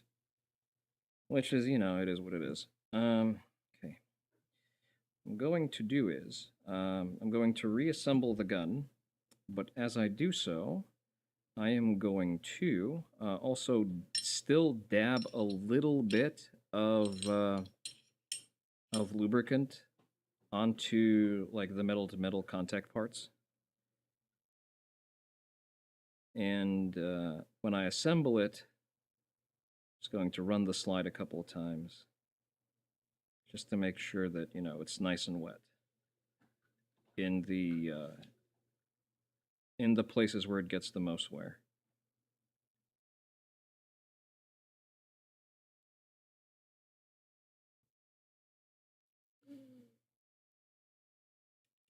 You know what? Let's actually lube the barrel up properly.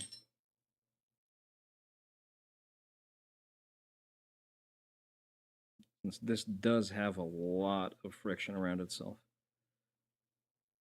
If a gun has no wear to the rear of its chamber, it's not a gun that gets shot. That's fair enough. I shoot my carry gun less than I should because, well, first of all, ammo is fucking expensive. I try to shoot ammo that's consistent to what I carry, and I carry 147 grain. A little bit over here, a little bit over here. I'm going to clean up the excess.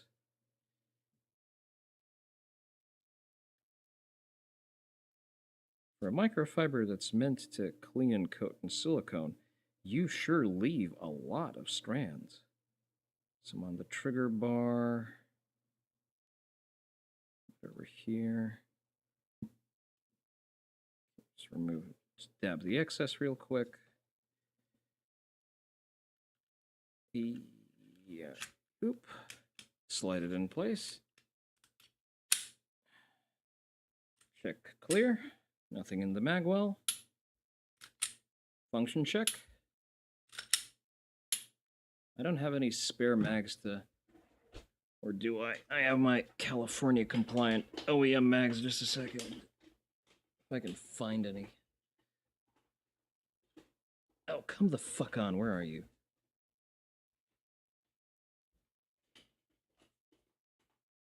Mother... There it is. Look away, chat. It's a California compliant magazine.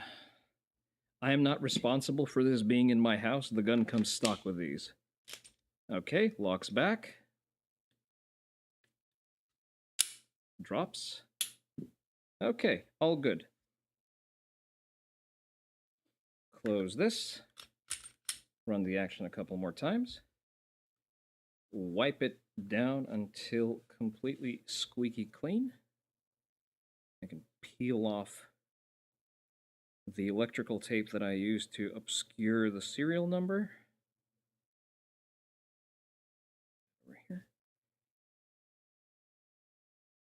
You can see the color difference between the part that was covered up and the rest of the slide.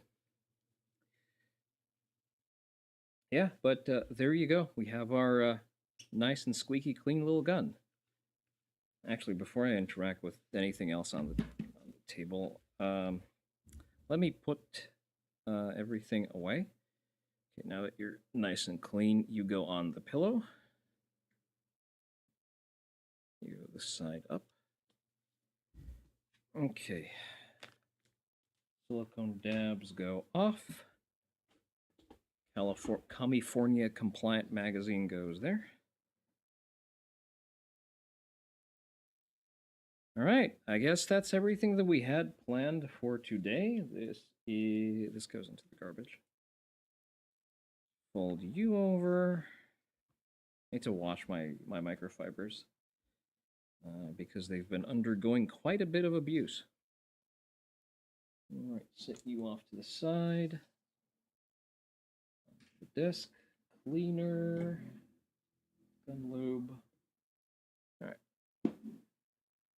Actually, let's just fold these in.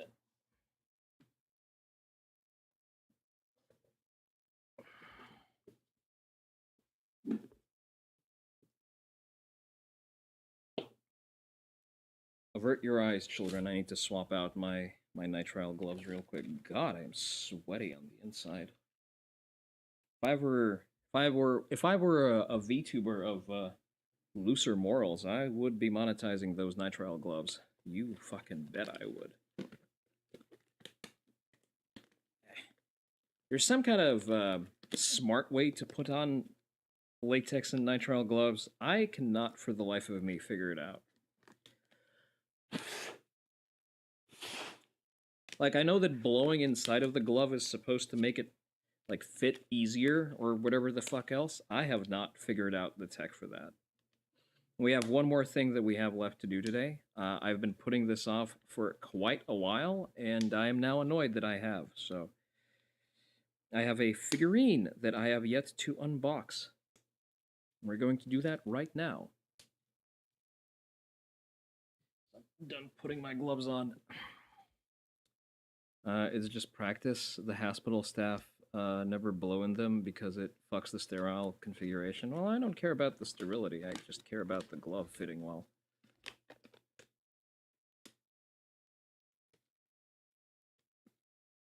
I unfortunately cannot, even when we get the chroma key gloves and we're going to do a proper like hand tracking setup working here, I will still need to some extent rely on nitrile gloves for things like cleaning guns, because I really don't want to just mess with fabric gloves to do that. See, like, blowing inside of the glove does barely anything to help the glove fit.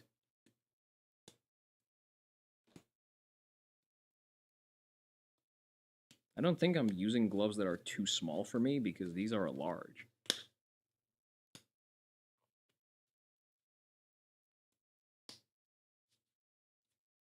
Okay, back in action. All right, so now that the gun is no longer going to be fiddled around with, we can actually load it up to our regular carry configuration, which is... I'm gonna drop one in the chamber because that's a full magazine. Carefully drop that in. Seated? Yes. Fantastic. Press check. I'm not gonna do a one-handed press check. Something is wrong.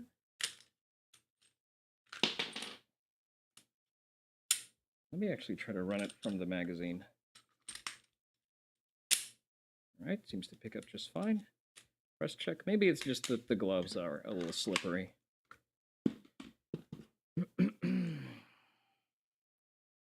You work in business with a bunch of women. Need a larger, better gloves for dirty work. I'm glad you don't work there anymore. Yeah, that sounds like the opposite of fun. I'm gonna leave the gun here. All right. So, for the final piece of the evening, we have an angel figurine. Completely untouched, undisturbed. I'll show you. The ring light is a little strong, but you can get the general idea. I'm going to struggle for space where to put it, because I am all out of figurine space. So I'm going to have to figure out what to do with this. I'm also probably ruining the resale value with how I am opening the package. I do not care. I do not intend to be in a place where I'd have to sell my my anime figures. So there's that. And if my descendants were ever to attempt to sell any of my valuables, fuck them. Alright. There's probably more tape holding stuff together. Keep forgetting about that. I don't unbox anime figures frequently enough.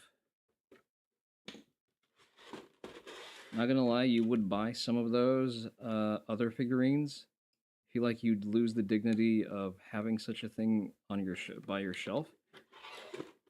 I don't know. I have mouse unit figurines. I seem to be doing just fine.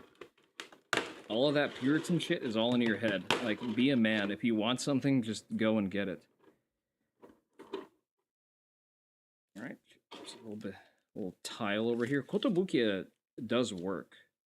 Like, they are not the most Gucci and luxury brand of figurine that you're going to get, nor is it going to be, like, completely peak.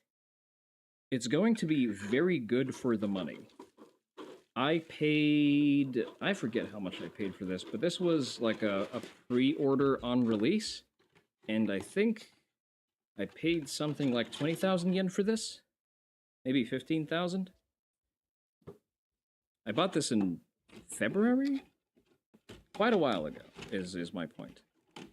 So I'm going to put all of the plastic parts away, because we retain all of the boxes. Because the boxes are going to be used for when I have to move. So, there's our figurine. Assless chaps. Check. Looking very good. Tasteful abs. The light is a little bit bright.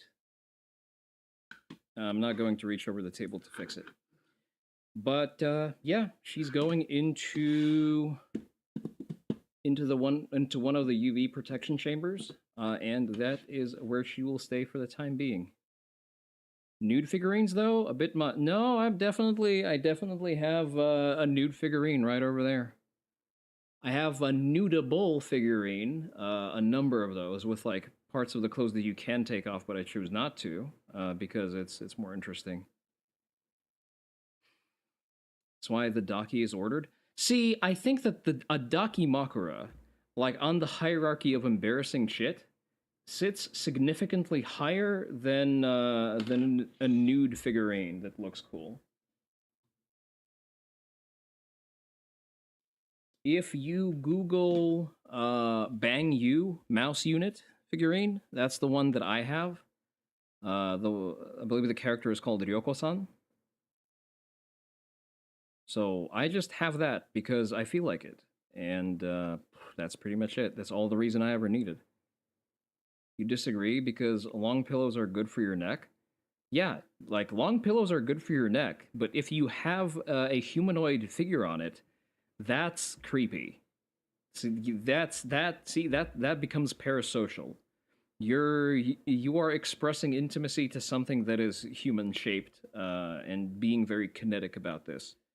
In the case of a nude figurine, it's just a nude figurine. Like, I look at pictures of scantily clad women, I look at 3D renders of scantily clad women. It's like a picture of your favorite artist, but it's saved in figurine form. Long pillows do go pretty hard as far as your neck pains go. You'll show it who's boss by fucking on top of it. No, Terry, you're making it even weirder by trying to cope your way out of this. Just be a man and buy the nude figurine that you want. If you are in a place where you're second-guessing whether you want to buy something over the opinions of other people, you are cooked and never going to make it. It's very similar to when people take a permanent solution to their favorite GFE VTuber having a boyfriend. Like, if you're going to rope over a VTuber or any women on the internet, you were never going to make it in the first place. Well, that has been nice and chipper. I think we've spent a helpful amount of time doing stuff, and I am now tired. I am also A little bit hot. I'm running a little hot because I have to sit with a full sleeve with nitrile gloves on, and the AC isn't on. So what we're going to do is we're going to raid out. And stop the video feed over here. Let's see who we are raiding. I want to see who's online, who is an appropriate vessel for a Kuromaru Nissan raid. Let's see. What are my options? Who haven't we raided in quite a while? Let me quickly look behind door number 1. See if I can raid into that direction at all.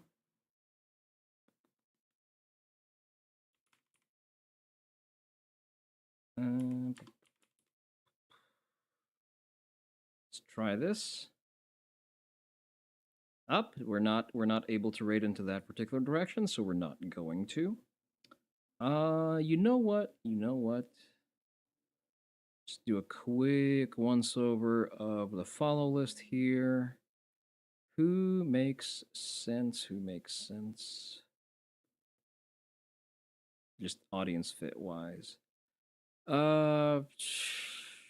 Let's raid into Fofi. Fofi has been good to us. Oh, she's a draw-in. Okay, we're definitely raiding into Fofi.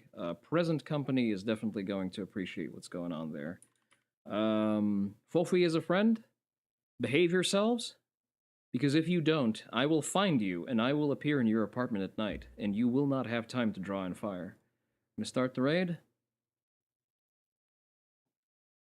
AC isn't on? What am I, European? No, I'm just built different. I, usually, I actually, how should I put this? I prefer the extreme heat, but when I'm not forced to do this. So normally I just dress appropriately for the, realistically, the barely summer we've had. What has it been in Austin? It's been like 86 degrees, 90 at most. So I've just not been running the AC because I don't need to feel comfortable. The nitrile gloves just cause me to sweat profusely, and I just dislike wearing long sleeves for extended periods of time. I'm, for some reason, just allergic to that. All right, but this concludes the third night of the Not Birthday celebration stream, and it's going to be a final one. The community game night. So we so far have 2 people signed up to play Gray Zone. That's me and you, No Terry, by the way. I will set up a day. It's likely going to fall on a weekend, just so that it's more accessible to everyone to actually play. And I'm going to try to pull in some more people just so that we have a fuller squad, because 5 people is more fun to play with than with 2. We're going to get our shit stuffed significantly less, and we're going to go into squirrelier areas like Fort Nerith. But with that, this has been Kuro Onii-san, reminding you to stay hydrated.